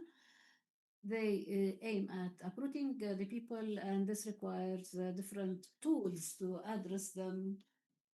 Now we move to the second speaker, who will address us online. He is Haris Damianidis, who is a master student in managing mass migration and populations on the move in Aristotle University. He worked previously in the humanitarian field with refugees and migrants. He is going to speak about Palestine as a turning point of ownership of international law. The floor is yours.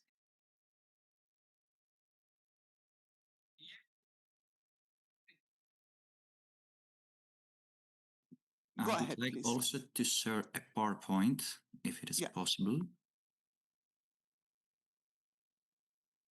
I think they're working on that. Yeah.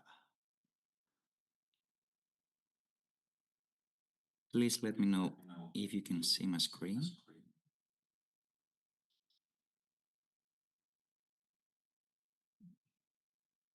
Is it okay? Now we can see it, yes. Yeah. It's Perfect. there. Perfect. Thank you. Thank you very much. Thank you for the invitation. Today I want you to reflect on a subject that is not merely political, but deeply human, the ongoing tragedy unfolding before our eyes and its repercussions for the future of the world. The Palestinian question, a long-standing and Iris, can you please have it in full screen? I'm sorry, can you please repeat? Can you put your presentation in full screen? Yes, give me a sec to see how can I do that. It's from the bottom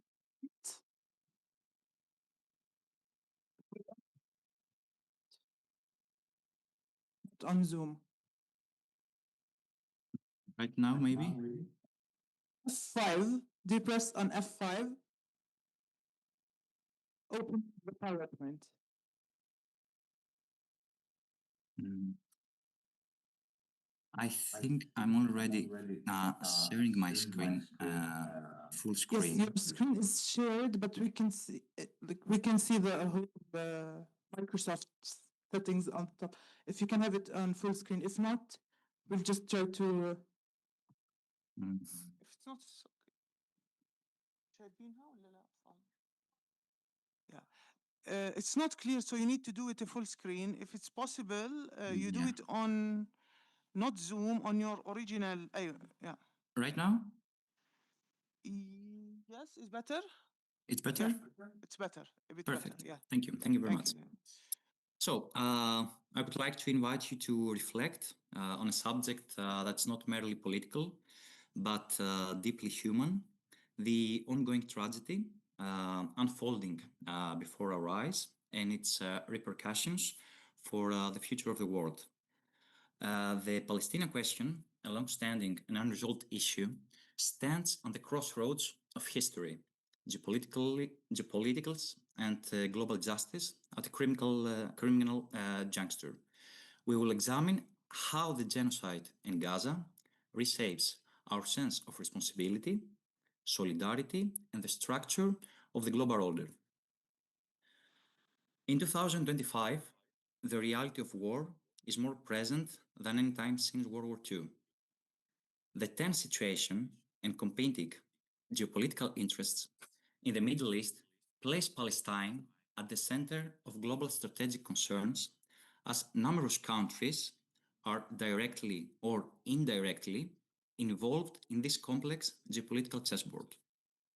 For instance, the United States remains Israel's main ally, providing over $500 million in military aid and using its veto power in the United Nations Security Council to block resolution condemning Israeli actions.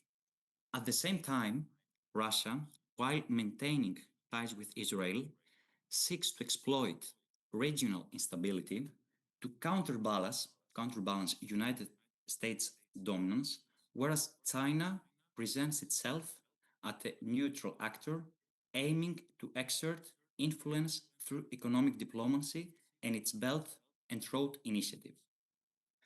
Furthermore, United States support for Israel is based not only on military alliance, but also on the perception that Israel serves as a strategic outpost through which the United States can intervene in the Middle East under the pretext of instability. This role also positions Israel as a counterweight to Iranian influence. The United States consistently prioritizes Israel in any negotiation between Israel and Palestine. Palestine's uniqueness, sorry, I have also to share my to forward the slide. Yeah, I think we're good. Furthermore, Palestine's uniqueness, as I've said, however, is not only political but also strategic, as it lies at the crossroads of Asia, Africa, and Europe.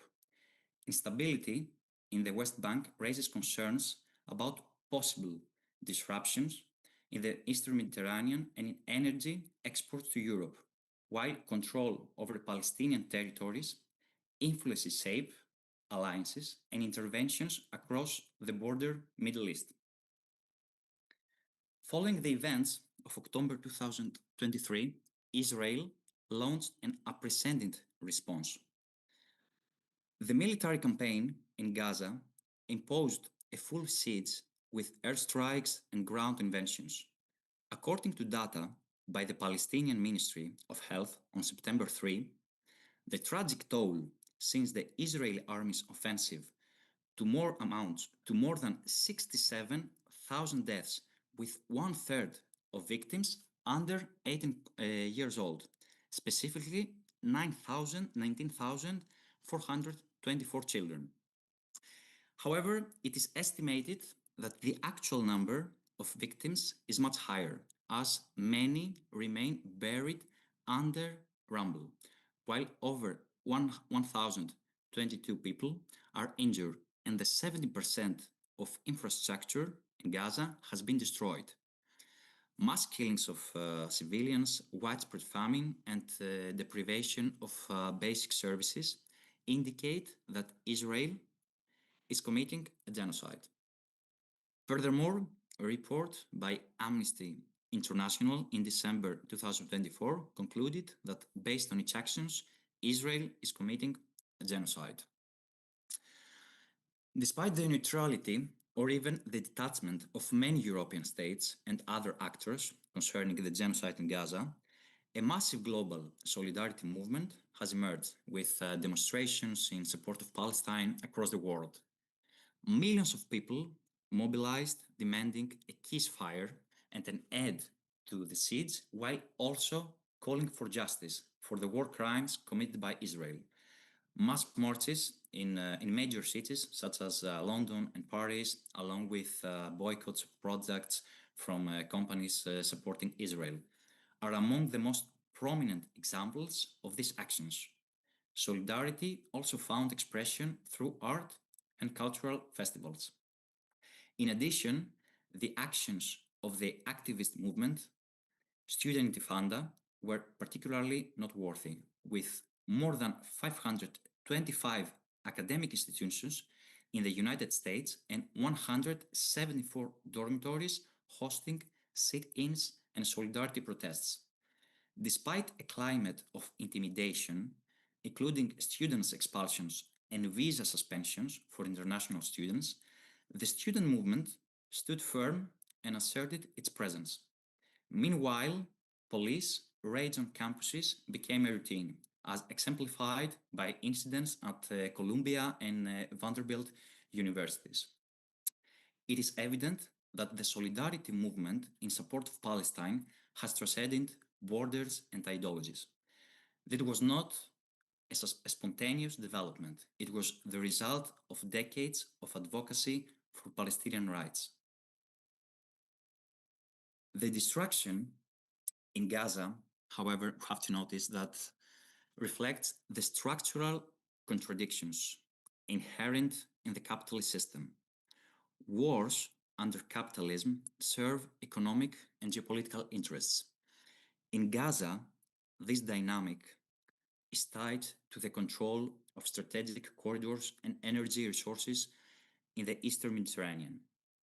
Furthermore, arms sales surged during the war, benefiting defense interests in the United States, Israel, and European countries. Europe, particularly, was the largest buyer of Israeli defense projects, purchasing 54% of total exports in 2024, while the Abraham Accords countries, United Arab Emirates, Morocco, Bahrain, and Sudan, bought 12% of Israel's total exports, amounting to $1 billion. The boom in the natural gas market in the Eastern Mediterranean has transformed the region into an energy hub, highlighting that capitalism commodifies natural resources, transforming them into instruments of profit. The region's energy wealth deepens conflicts and polarization, demonstrating that human life holds little significance compared to profit.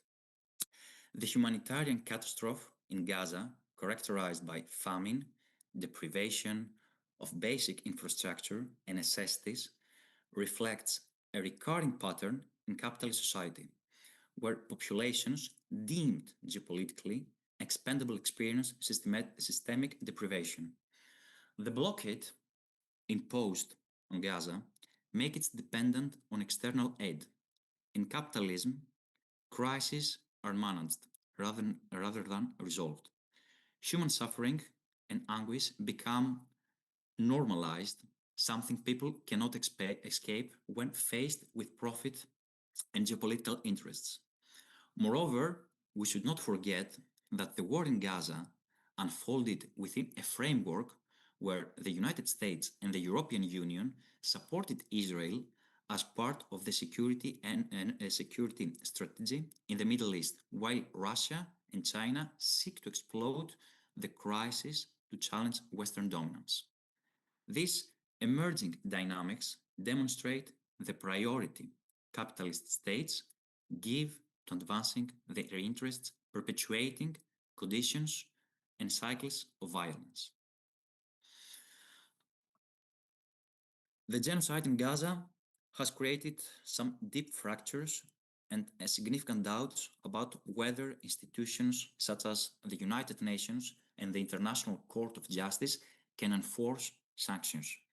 More broadly, the institution of justice itself seems unable to intervene effectively and address Israel's action. Furthermore, an additional question arises regarding the reconstruction of Gaza. With 70% of its infrastructure destroyed, there is a risk of exploitation by multinational corporations whose primary goal will be profit. Models such as Great Trust, backed by American interests and proposing a 10-year trust over Gaza, clearly aim on humanitarian crisis for financial gain. The future of Gaza is not predetermined, but rather highly uncertain. It depends on whether countries on the global chessboard choose to prioritize justice and humanity over profit and dominance. The genocide in Gaza could serve as a lesson for the global community toward establishing a world order that ensures no people ever experience such painful moments again.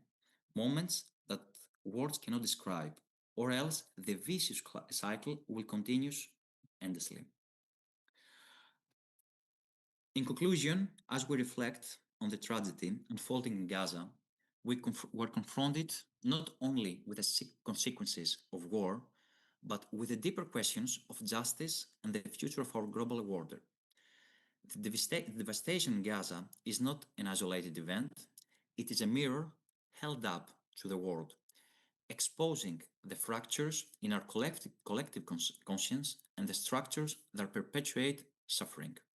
Yet, amid the darkness, the global wave of solidarity, the resilience of civil society, and the voices demanding justice remind us that change is possible.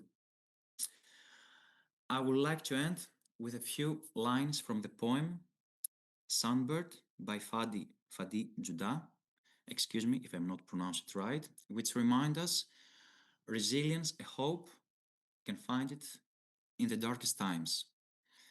I fleet from living river to glistening sea, from all that we to all that me, fresh east to salty west, southern sweet, and northern free, there is a lake between us, and aquifers for cactus and basins, of anemone from the river to the sea, from wob to breathe in one, with omnes I be from the river to the sea.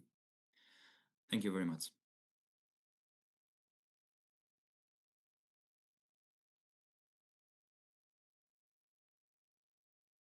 Talking about different levels of engagement. There is a global and there is the international. And here you're talking about the global, basically, which is very, very interesting from that point of view as well.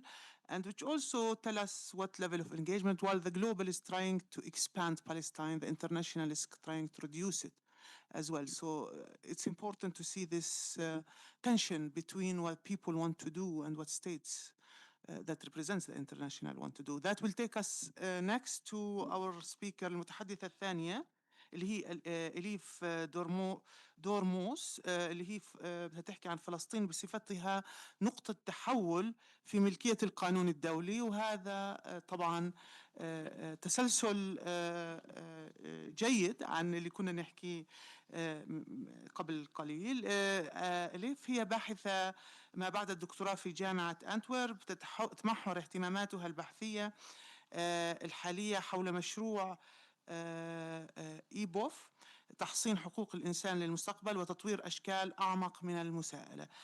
Elif, are you there? Yes, can you hear me well? Yeah, please, we hear you.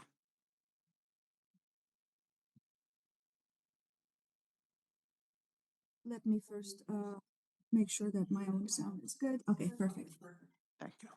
I hope that there is no echo from my side. I think it's fine, but please 20 minutes only, huh? Of course. Yeah, thank you.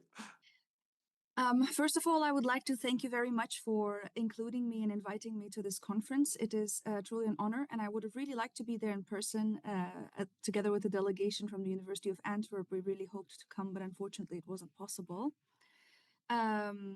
Thank you for introducing me. My name is indeed Elif Durmuş. I am originally from Turkey, and I'm a postdoctoral researcher at the University of Antwerp Faculty of Law. I will talk a little bit about my work and where I'm coming from. Oh, I will also speak slower. I will talk a little bit about my work and where I'm coming from in a disciplinary way in order to demonstrate a little bit better where my thinking has led me. I have a background in law, studied law in Turkey and then public international law with a focus on peace, justice, and development, in particular transitional justice and sustainable development at the University of Leiden.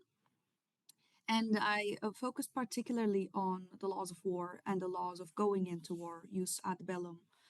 I wrote a thesis on the self-defense claims of states against non-state actors and how the international community perceives them as legitimate or not, under which circumstances. Then my PhD was in an interdisciplinary project. I was working more on the sociology of human rights and of norms, on how local governments receive and integrate refugees, and whether they use human rights notions, concepts, discourses, laws, and praxis at all. And finally, currently doing my postdoc at the University of Antwerp in Belgium, I look at how we can use other legal fields than human rights, than international law, in order to hold actors that are not the state, for example, corporations, international organizations, local governments, universities, businesses, more accountable for matters of human rights. I have also been active, especially in the past 2 years, on activism and education regarding Palestine and international law. I've been giving lectures on basic the introduction to international law in Palestine, that relationship. And we've been also lobbying and working within our university and universities in general to help change and shape our norms internally. We've also been working about universities as duty bearers in human rights. And finally, currently we're working on strategic litigation to hold Belgian corporations accountable before courts through different legal fields for their complicity in Israel's crimes. So I'd like to make a couple disclaimers first.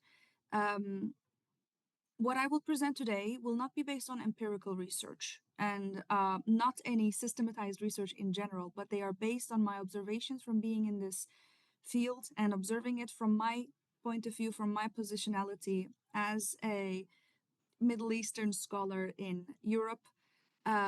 What I've observed, what I've experienced, I will make some hypotheses that I think could be useful and interesting for us, but would require further research to test. So, ownership. What do I mean by ownership of a norm or of a normative system? What I do not mean by this is complying with a norm. I also don't mean having created it or having formed it.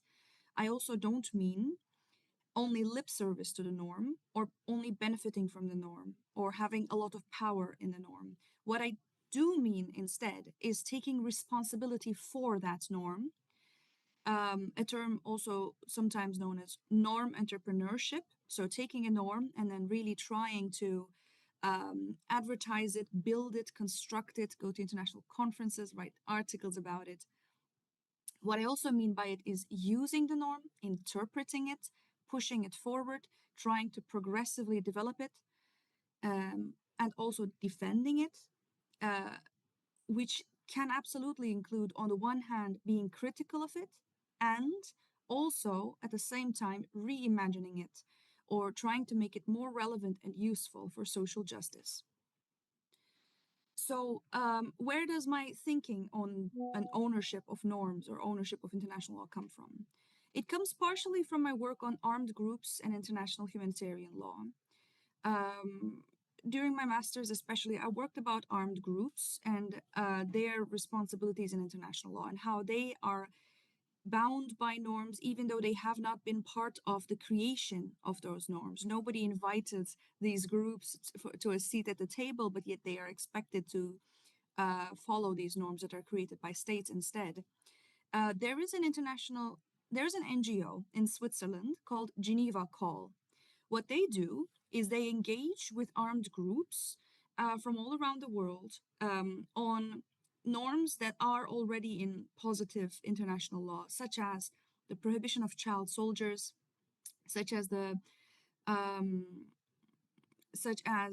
prohibition of anti-personnel mines or certain types of weapons. And they invite representatives from these armed groups to Geneva and discuss with them in a process, in a deliberative process, at the end of which and the armed group with the NGO will sign a memorandum of understanding or other types of forms of commitments in a written way, and there will be a signature that also commits to regular monitoring from the organization. And it has been found that this way, the armed groups are so much more likely to actually follow the norms because they were part of that commitment. So they take ownership of the norms because these norms are not just externally pressed upon them, but they have been deliberatively part of that process. So my thinking on the ownership of international law also comes from my PhD work. I worked during my PhD on local governments, cities, and their work with regards to migration, receiving refugees. And I saw that cities, a lot of cities, progressive cities, contested human rights and international law, especially they didn't accept the state centricity of it. And on both substance, for example, with regards to right to housing, right to the city, etc., they they constructed the content, co-constructed the content of the law and the norms. They engaged in high levels of norm generation. They made these norms individually and collectively at national and international levels, and they pushed it into the international sphere so that it can help shape the mainstream, the dominant version of what the law is, what human rights is, what international law is. So they also tried to make abstract international law work on the ground for people because local governments are closest as an administration to the people on the ground.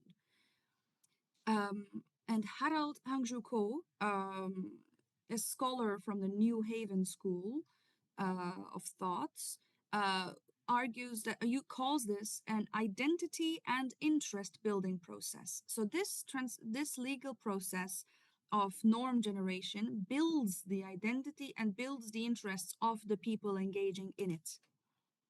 And importantly, at some point, fringe or niche opinions and interpretations can become so prevalent that they become the mainstream. They influence and shape or maybe take over the dominant version of the law. So some related concepts or literature and scholarship that I can recommend for anyone who's interested in this topic is a New Haven school. New Haven is another, is what the Yale University was called. In international relations, they really worked on this, how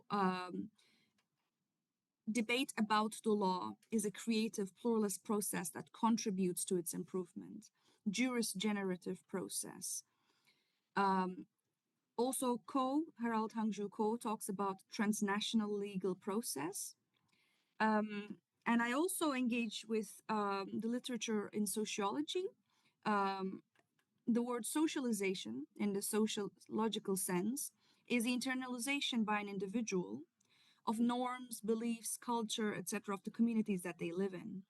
So perhaps this is slightly more one-directional, but in sociology, there's also the debate about the relationship between agency versus structure, how they influence each other. I argue, however, that also ownership means ownership includes agency, a significant agency, to be able to challenge the structure and co-shape that structure, engage with the structure, contest it. And it is also closely related to norm diffusion. The more actors take ownership and engage in an entrepreneurial way with a norm, the more that norm can diffuse into different communities. This also relates to the concept of normative communities or epistemic communities, also called norm-generating communities. And these are communities in which knowledge is produced and reproduced, and similar discourses, identities are formed. So to talk about the ownership now of international law, what do I mean by the ownership of international law? Well, I believe that everyone in this conference would be familiar with and would agree on the Eurocentricity of international law. I came to more critical approaches to international law, not from studying critical scholars, but from simply being a young Middle Eastern scholar in Europe studying international law from these traditional institutions such as Leiden University. In studying, for example, decisions of the International Court of Justice from decades ago, I saw that the court would argue that customary international law, which is one of only 3 sources of international law according to the ICJ statute, that customary international law exists or is proven by showing the state practice of only 12 and completely Western states. So to talk about customary international law has 3 sources according to the ICJ statute. 1 is treaties, 2 is customary international law, and 3 is general principles of law. So of course, many states didn't exist at the time. In the beginning of the 20th century, most of the world's population did not govern itself, so they couldn't sign their treaties themselves necessarily. That falls away. Customary international law looked at state practice as one element, and the belief, opinio juris, the belief that that practice is obligated by law. But courts, when they were trying to find customary international law, looked only at European states. In addition, the third concept of general principles of law, they had to be found in the legal regimes of civilized nations. Excuse me, please, the door is ringing. 1 second.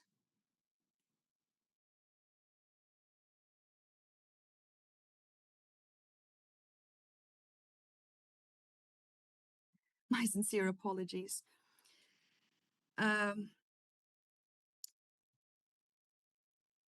This is the problems of joining something remote. I'm at home and my door is ringing, but I'm sorry about this. So, of course, the dominance and reliance on the languages of English and French was also a significant sign of Eurocentricity in international law. And international law was also used to justify colonialism and imperialism. Now, of course, there was a rejection to this, third world approaches to international law. And while I have not studied this literature very well myself, I have noticed that similar to how local governments were engaging with international law, both from within and from outside, the Twale scholars, third world scholars, or scholars that call themselves third world approaches to international law, also chose strategically to either engage with international law from the outside, criticizing it externally, and sometimes from the inside, engaging with the international law, becoming an international lawyer, becoming an international law professor, becoming a UN special rapporteur, for instance, which happened frequently. So I'm also assuming that Twale approaches are familiar to the audience here. So I will move on now to my final point on how Palestine is changing the ownership in international law. So I will not discuss anything about the international law violations against Palestine by Israel, because I assume we're all on the same page here. And my observations will focus on the post-October 7th period, because that was the time in which I was more actively present within these communities, observing what was going on.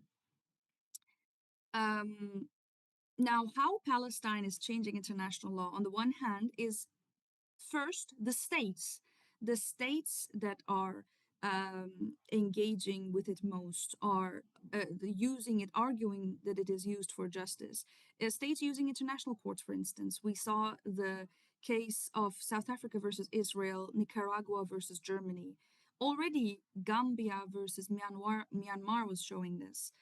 But back then, of course, all European nations had flocked to formally side with Gambia in their legal case to show that they also think Myanmar committed genocide against the Rohingya.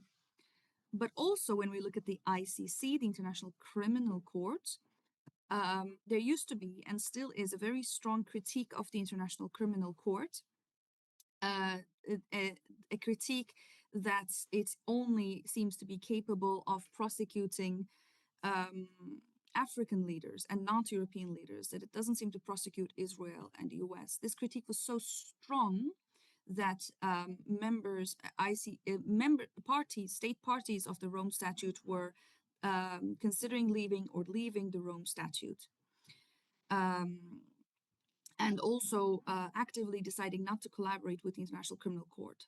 What we see now instead is quite a few of these so-called global South states and their experts, their people, their epistemic wealth, engaging with the International Criminal Court in order to help gather evidence for accountability in Palestine.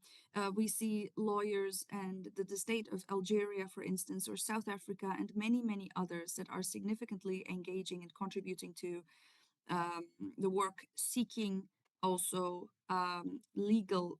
seeking litigation against states. We also see that, for example, while the US was never a friend to the ICC, the International Criminal Court, they were never a party, they also have never been this much of an enemy. We have already heard about the sanctions, which are indeed quite destructive for the functioning of this court. And at this point, a lot of the people who were critical with these international organizations now find themselves sympathizing and sometimes even defending these institutions today from the global South. Well, why? Because it is incredibly difficult, especially in this environment, if currently all international law would fall apart, all international organizations would stop existing, it would be incredibly difficult to find consensus among the international community, among states, for them to become bound by, for them to commit to a new and better, stronger regime. I would argue very much from looking at the history of international law that it was an opportunity, a moment of opportunity after the Second World War, and other moments of opportunity that allowed for the proliferation, allowed for the mushrooming of more and more international courts and in organizations, as well as more and more international law. And currently the environment is not such that if we would lose all of this, new ones or better ones would be able to be established. Well, we can also look at the role of the UN. The UN was often criticized as establishment, and yes, it still is. It is still old and heavy and bureaucratic, but at the same time, the UN has created heroes and champions in today's era. Francesca Albanese's every speech, every report is awaited like she is a rock star, which she is. And we can see also other leaders, for example, Lazzarini from the head of UNICEF, or the World Health Organization. We can look at UNRWA officials are considered the representatives of international law today. In fact, I would argue that perhaps it was good for, well, on the other hand, the UN is also struggling from massive, this is not good, of course, it's struggling from massive funding cuts from the West, which makes it so that international court, criminal court members are, and other UN officials are significantly feeling the pressures of what it means to do the right thing when the time is hard. But perhaps this attaches them closer to reality and to the people. Perhaps this turns an old establishment bureaucrats or technocrats into resistors, into some comparison to freedom fighters, or perhaps not, but still. On the other hand, another actor that has been taking significant ownership of international law are young people, students. We've seen the protests all around, and they're spreading knowledge, including nuanced, critical, interdisciplinary knowledge. We see also strategic litigators, so lawyers that band together everywhere across the world, doing bottom-up groundwork, and starting cases against many actors across the world. We've also seen, surprisingly, certain religious communities and groups and individuals standing up, trying to represent international law or defending its values. The former Pope, for instance, and also many Muslim communities, if not states, against their states, actually, have been taking up the mantle of arguing for these norms. Of course, we have to mention doctors, nurses, and all healthcare workers, both those who lived and died what it means that every person has a right to healthcare. Many documents in the West can write that healthcare is a human right, but the people in Gaza and elsewhere who have lived and died for this notion that people deserve healthcare no matter what represent the essence of what human rights is. And also the cycle of volunteering people on organizations like Doctors Without Borders and Euromed. Of course, finally, second to last, journalists and information workers similarly have been facing killing, torture, loss of their families, and much more or much less persecution, discrimination across all parts of the world in trying to share this knowledge. And the flotilla, finally. We've seen Madeleine and the Smooth Flotilla, a coalition of brave and principled people who will not let impunity and complacency be normalized. They hold the soul of international law, and they represent what international law was meant to be and meant to do. And they might not know it, they might not do it because international law said so, but that is not necessary. If it weren't for them, or for others like them, the torch of hope for a world in which the powerful wrongdoers are held accountable, and that in which there is global justice and fairness, this hope would not survive without them. So in conclusion, we are there's a term in the past called the coalition of the willing. We, in fact, now today are a coalition of the believing and the brave, a coalition of resistors. And cynicism under these circumstances against human rights and international law may be natural, but we cannot let that brutal capitalist, racist, colonial powers dictate our imagination for a better world. We cannot let what is often referred to as realism in international relations, or a law of the jungle or a law of the powerful, to overrule and become our imagination. Of course, there are other frames, perhaps much more emancipatory frames of reference, Marxism, Twale, and more, but let us also do the difficult and non-purist work of imagining and reconstructing and getting our hands dirty and reshaping and making use of the limited tools that we have, one of which is international law. And this is how it has changed and evolved so far. International law is today what it is, not only because of its Western roots, but also due to persistent hard work of many persons and institutions from the global south to improve it and make it better, challenge it and shape it to what it has become today, and many of which serves people. Thank you, Elif. I think we are not just cynical about it, it's more than that. So let's, we'll discuss that during the discussion session. Structurally, we don't think it's not a matter of ownership, it's a matter of what it does and what it do for us as well. So let's leave that for the discussion, but in order to allow a discussion, I need to be a little bit strict. Thank you, Elif. Now with شكرا, thank you. Now with our second last speaker, سلام البطمة. بعرفش ليش I don't know بس احنا من نفس العيلة بس هي بتحط بدون ال فسلام البطمة. سلام هي طالبة. Okay, Salam Al-Butma, she is a student at Muwatin, and she's a master's student in democracy and human rights. She will speak about collective genocide, human and nature in the New World Order. The floor is yours. Good morning.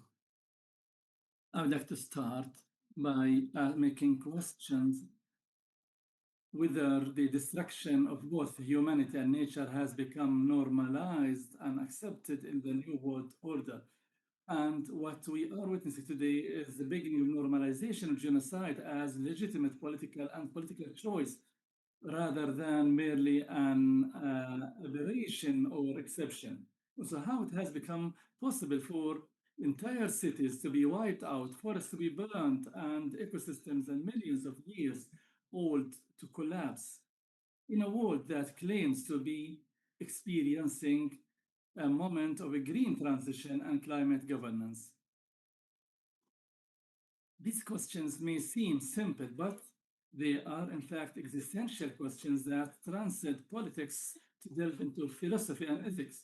Today, we are not addressing environment today as a mere slogan or a globally discussed topic, but rather to an attempt to understand it within the context of war itself, within Gaza, with the profound interconnectedness between the destruction of humanity and destruction of nature is laid bare.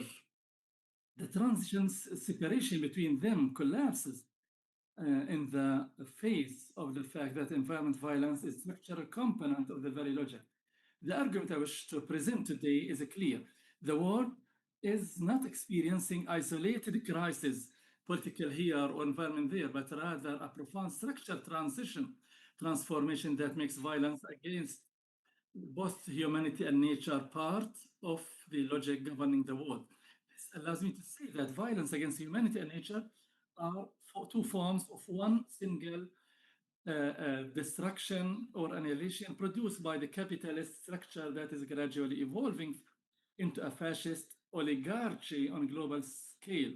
So we are living through a historical moment in which political violence and environmental violence are intertwined within the structure.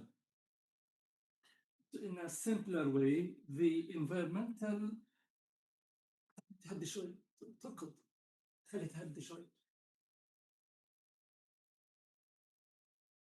that were the international laws that were established after World War II. This logic can be termed as collective genocide or annihilation for the same reasons with the same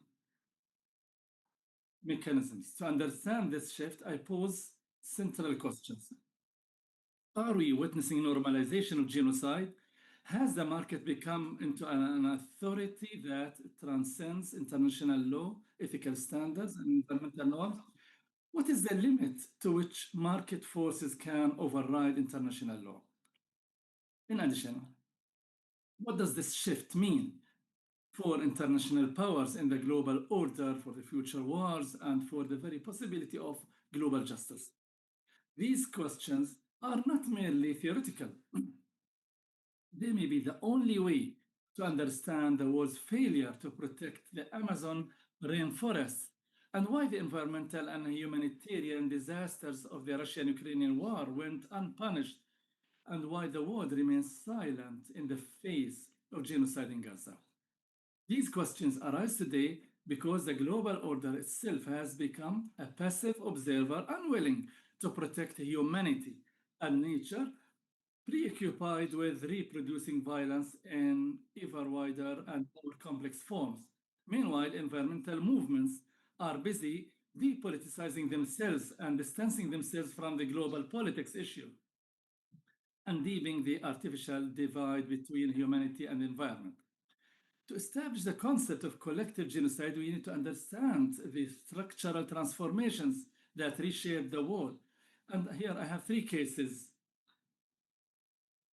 to exemplify that.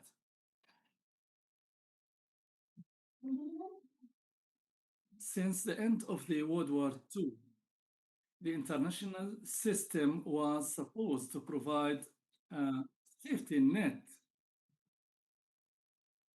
global transformation from new liberalism to planetary fascism. But there were chains that changed the system. First, the rise of the market to the position of supreme power. So the political or environmental decision is not independent from the interests of major corporations. So the environment is reduced to just resources and humanity is reduced to productivity potential, and profit became the sole criteria of legitimacy. Second, the erosion of the international law and the return of the law of the jungle.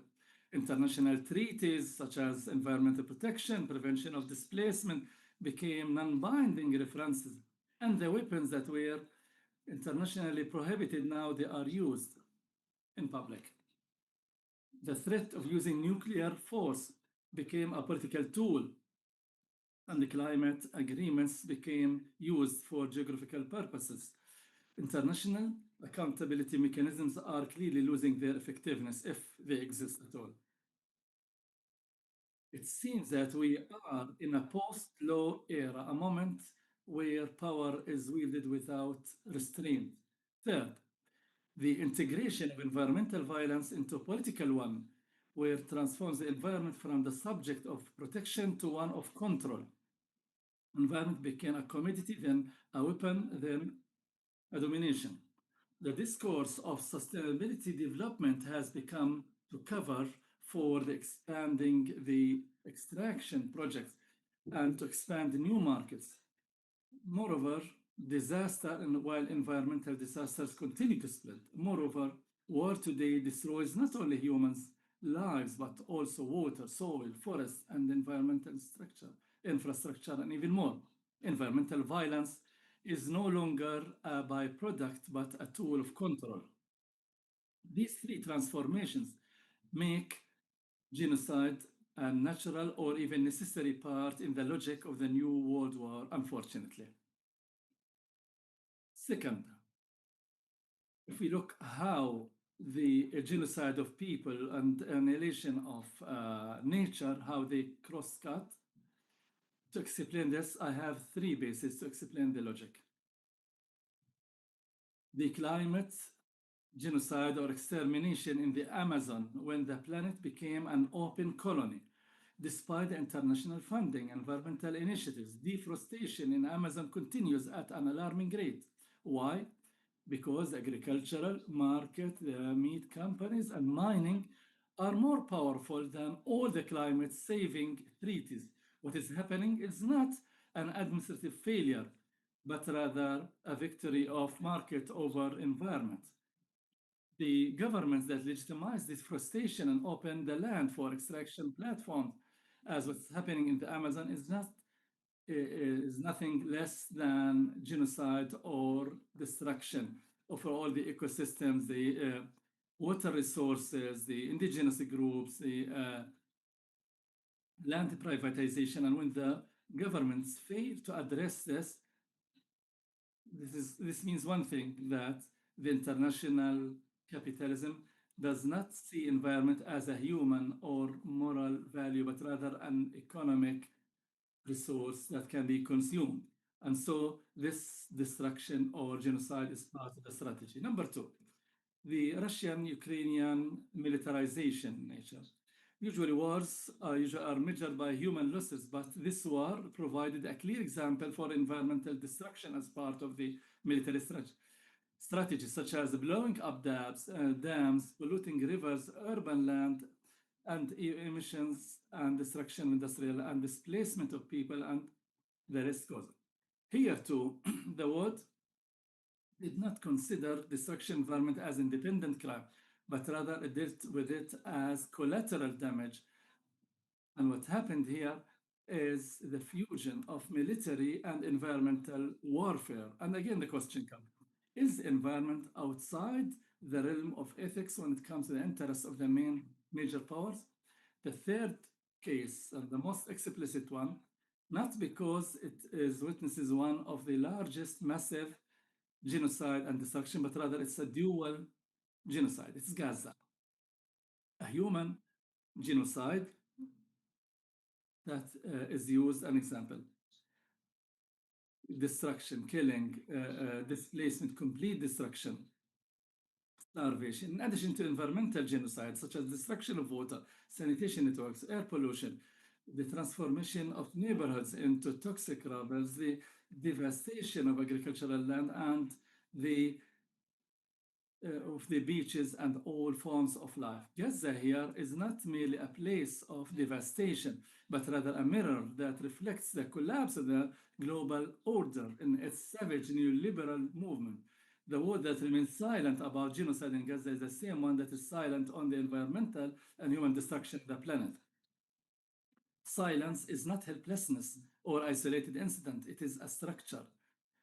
It's a structure, and what connects these cases together, I can say that we are turning into an international fascist oligarchy. What connects these three cases are joint mechanisms. That is, ending the value of life, the devaluation of life. Human environmental life is measured in terms of profit and loss.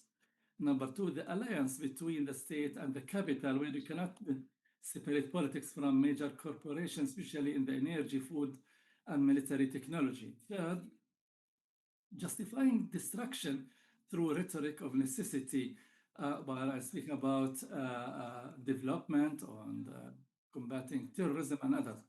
Number four, collapse of the state's deterrent capacity, courts, agreements, oversight mechanisms, all designed for a war that has reached a stage where they no longer exist.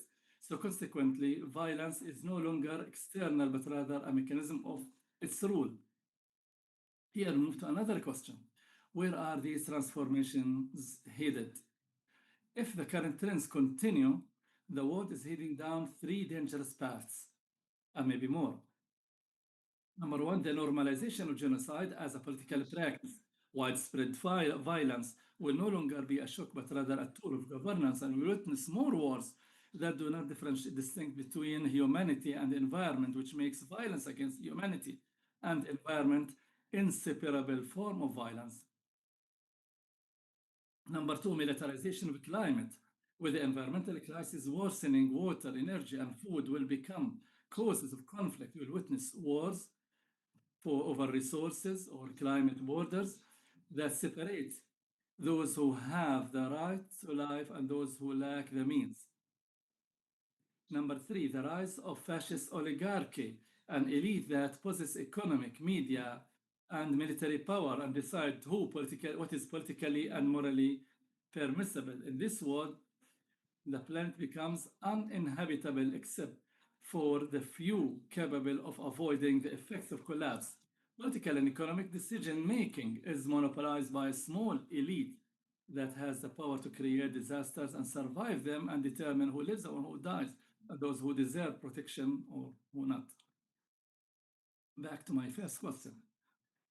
Is destruction nature and human a natural thing? The answer, we are rapidly approaching that because the international system is legitimizing violence when it serves its interest, because the market is the reason for legitimacy, source of legitimacy, and not environment or human.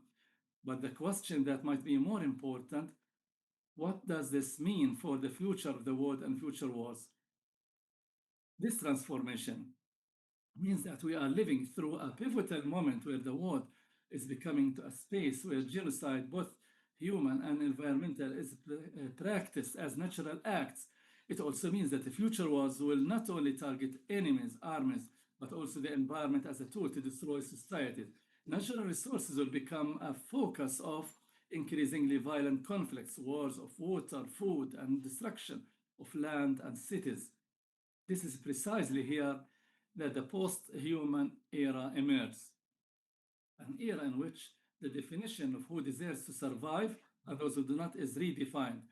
Protecting environment will no longer be a technical issue, but a liberation struggle linked to resisting colonialism, impoverishment, and tyranny. Environmental justice will not be achieved through the current international system because it is the source of genocide, producing genocide. What to be done? Unfortunately, we don't have the luxury of ready-made solutions, but we have basic lines for resistance. I believe integrating environmental justice with the political justice as part of the liberation project does not separate between the resistance to occupation, resistance to destruction of nature, but rather reconstructing a universal concept for the right to life that includes human and nature outside the logic of the market, and exposing the structural relationship between political and environmental violence. Because what's happening in Gaza, Amazon, or Ukraine are not isolated incidents, but rather part of a single global logic of genocide. And certainly attempting to build a transnational social alliances movements capable of confronting the planetary fascism from outside the state and outside international institutions that are crumbling under the weight of impotence and incapability. I conclude with this. Gaza is not an exception. Gaza is a final warning. What's happening is a concentrated model for what's happening in the world. What kind of future do we want? Who has the right to life? Who has the right to land?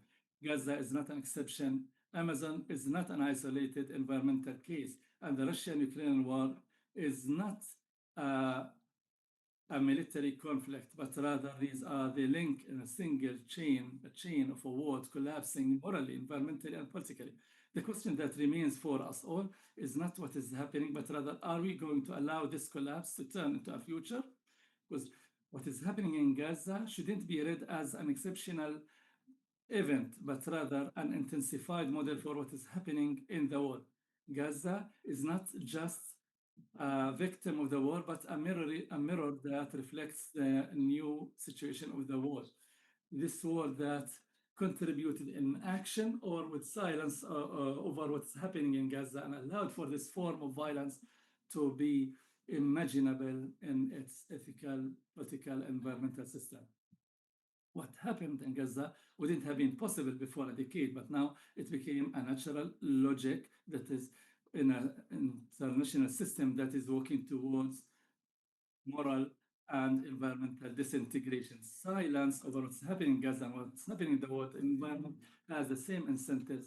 And again, the question that goes, where are we heading to with these transformations? Again, it's meaning Gaza, with all its strategy and resilience, became a planetary warning, reminding us that the world is entering a new phase of violence and that defending life with all its forms is no longer an intellectual choice, but rather an existential necessity. Thank you.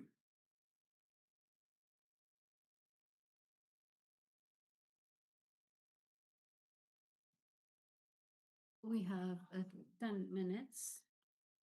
If you have 2 questions only.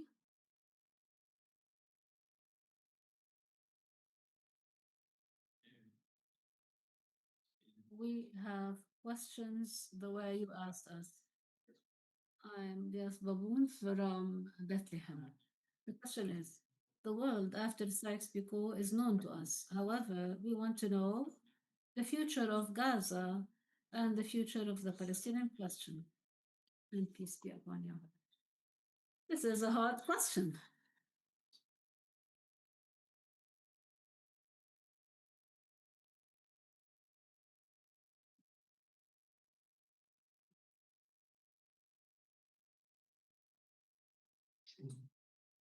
Thank you. I have a question to Elif Dormos. Elif Dormos, can you hear us? Yes, I'm here. I can hear you. Yes, I'm listening. I liked and I grasped your suggestion to adhere to international humanitarian law, saying that this is good and useful in the conflict. But I didn't understand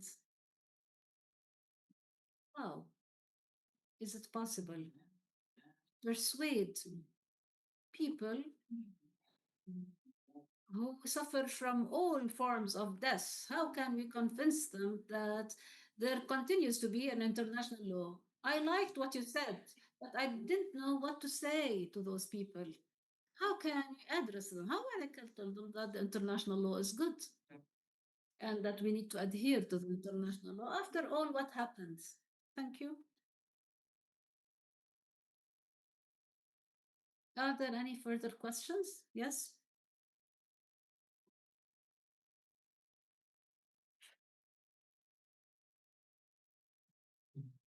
Peace be upon you, Basil Abu Hamid, a student in international studies at Birzeit University. My question is that studying Gaza as a model for those global transformation, to whom do you address your question? It is for everyone, and to Dr. Salam in particularly.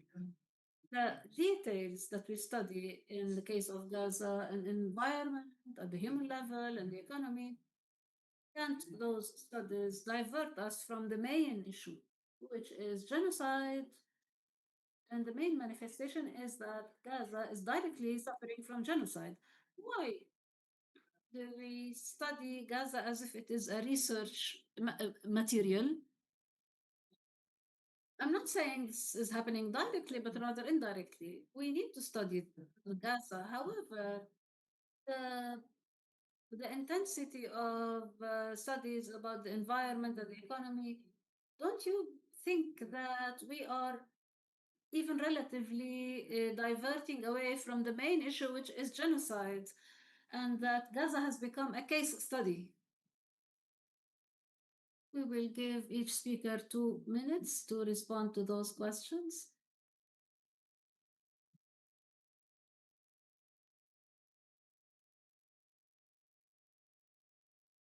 I have a comment on the last question.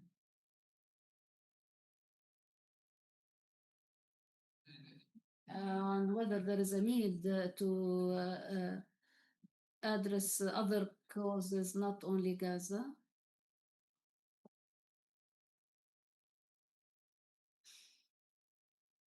Maybe she can answer better. However, first, the other issues are not related to Gaza. It's very hard to study Gaza without seeing the regional and international relations and the strengths and weaknesses. We need to put Gaza in a global framework. If you mean that issues related to the internal Palestinian situation, I agree with you. But there was no paper on addressing this issue. I mentioned it quickly in the end of my paper, that there is a need for political restructuring at the political level, but that was not the topic of my paper or any other papers. You cannot isolate the conditions of Gaza. You need to ask what Israel is doing regionally and why all this brutality. What are the reasons and what are the goals and who supports it, who doesn't support it, and why they support it? You need to put the topic in a general framework. It is not about neglecting Gaza, it's always on our agenda.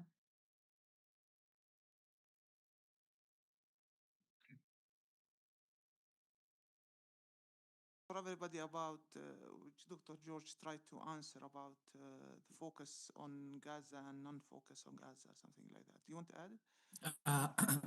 Yeah. First of all, I think that should honor the Palestinian people. regarding this situation, because this tragedy, as I have mentioned, cannot be described with words. And regarding the future, it's pretty, I could say, uncertain. But I think due to the fact that right now, as we can see, many countries, many states do not take any active participation regarding the rights of the Palestinian people, and that's create a lot of difficulties. But we hope for the best, for a free Palestine, and not to live ever again this situation. Thank you. Elif, you have a direct question that was addressed to you. Please go ahead.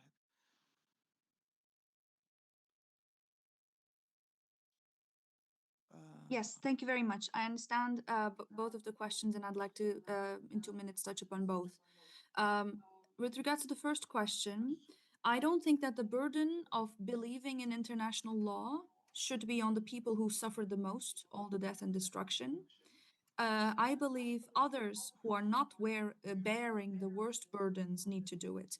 And actually, the core point of my presentation and of my argument is that there is a coalition, there is a vast coalition, a huge solidarity network across a variety of institutions, more than any of us individually are able to see. And that we need to do the work, all of us who can, all of us who are not dealing with the trauma at this moment, or less dealing, are able to, all of us who find the energy, need to imagine and construct, using the tools and the language of international law, maybe as long as it's useful to us. We need to reconstruct a future imagination of the global order, because a breaking point could be coming. A moment of opportunity might arise, a reform or revolutionary small moments of change, in which we can shift and change the international legal system. In the past, this is how scholars from the global south they have done the groundwork in advance, and were prepared when moments of opportunity arose, and they could put forward their proposals for a different and better global regime. So we should be doing this right now, in addition to being very critical and showing all the shortcomings of the world and the forces and the powers and institutions. We should do that too, but we should also do the work of reimagining alternative constructions, so that we are ready when the moment comes to immediately be able to put forward these proposals. And on the question of Gaza as a case study, how we need to focus on the genocide, I do completely agree. We in the solidarity movements in Europe are trying to do some of our part for stopping the genocide, though it may not be enough. But hopefully, what I believe is a response to both of these questions to some degree, is that we, and hopefully our friends in Palestine, people who are at the forefront bearing the huge burden of the failure of international law, should not forget that we exist and that we are doing some work, things that we can, whatever we can, in the networks everywhere, and that there is this huge solidarity network. Thank So, you. Because I have 2 minutes, I have to give it to Salam. Sorry for of course. for that. So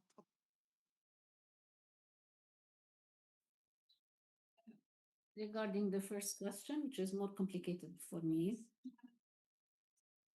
it is not about the future of Palestine. And maybe it's some hope. The neoliberalism, capitalism, and the New World Order will collapse with the tools that they produced and based on the principles that they used. I believe it's important to reimagine the future of the world.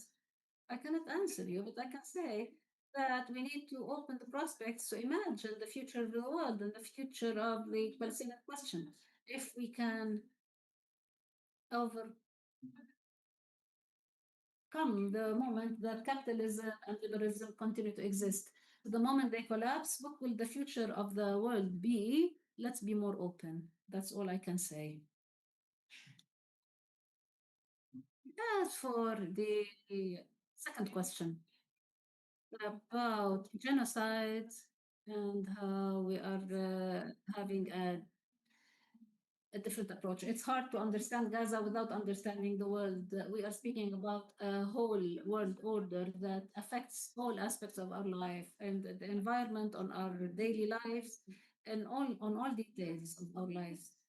If I want to shed the light on only what's happening in Gaza, I may be ignoring and overlooking big things that are happening in the world, and we need to understand what's happening in Gaza, not in its local context, but in its global context. Because what happened in Gaza now, what's happening happened many years ago, but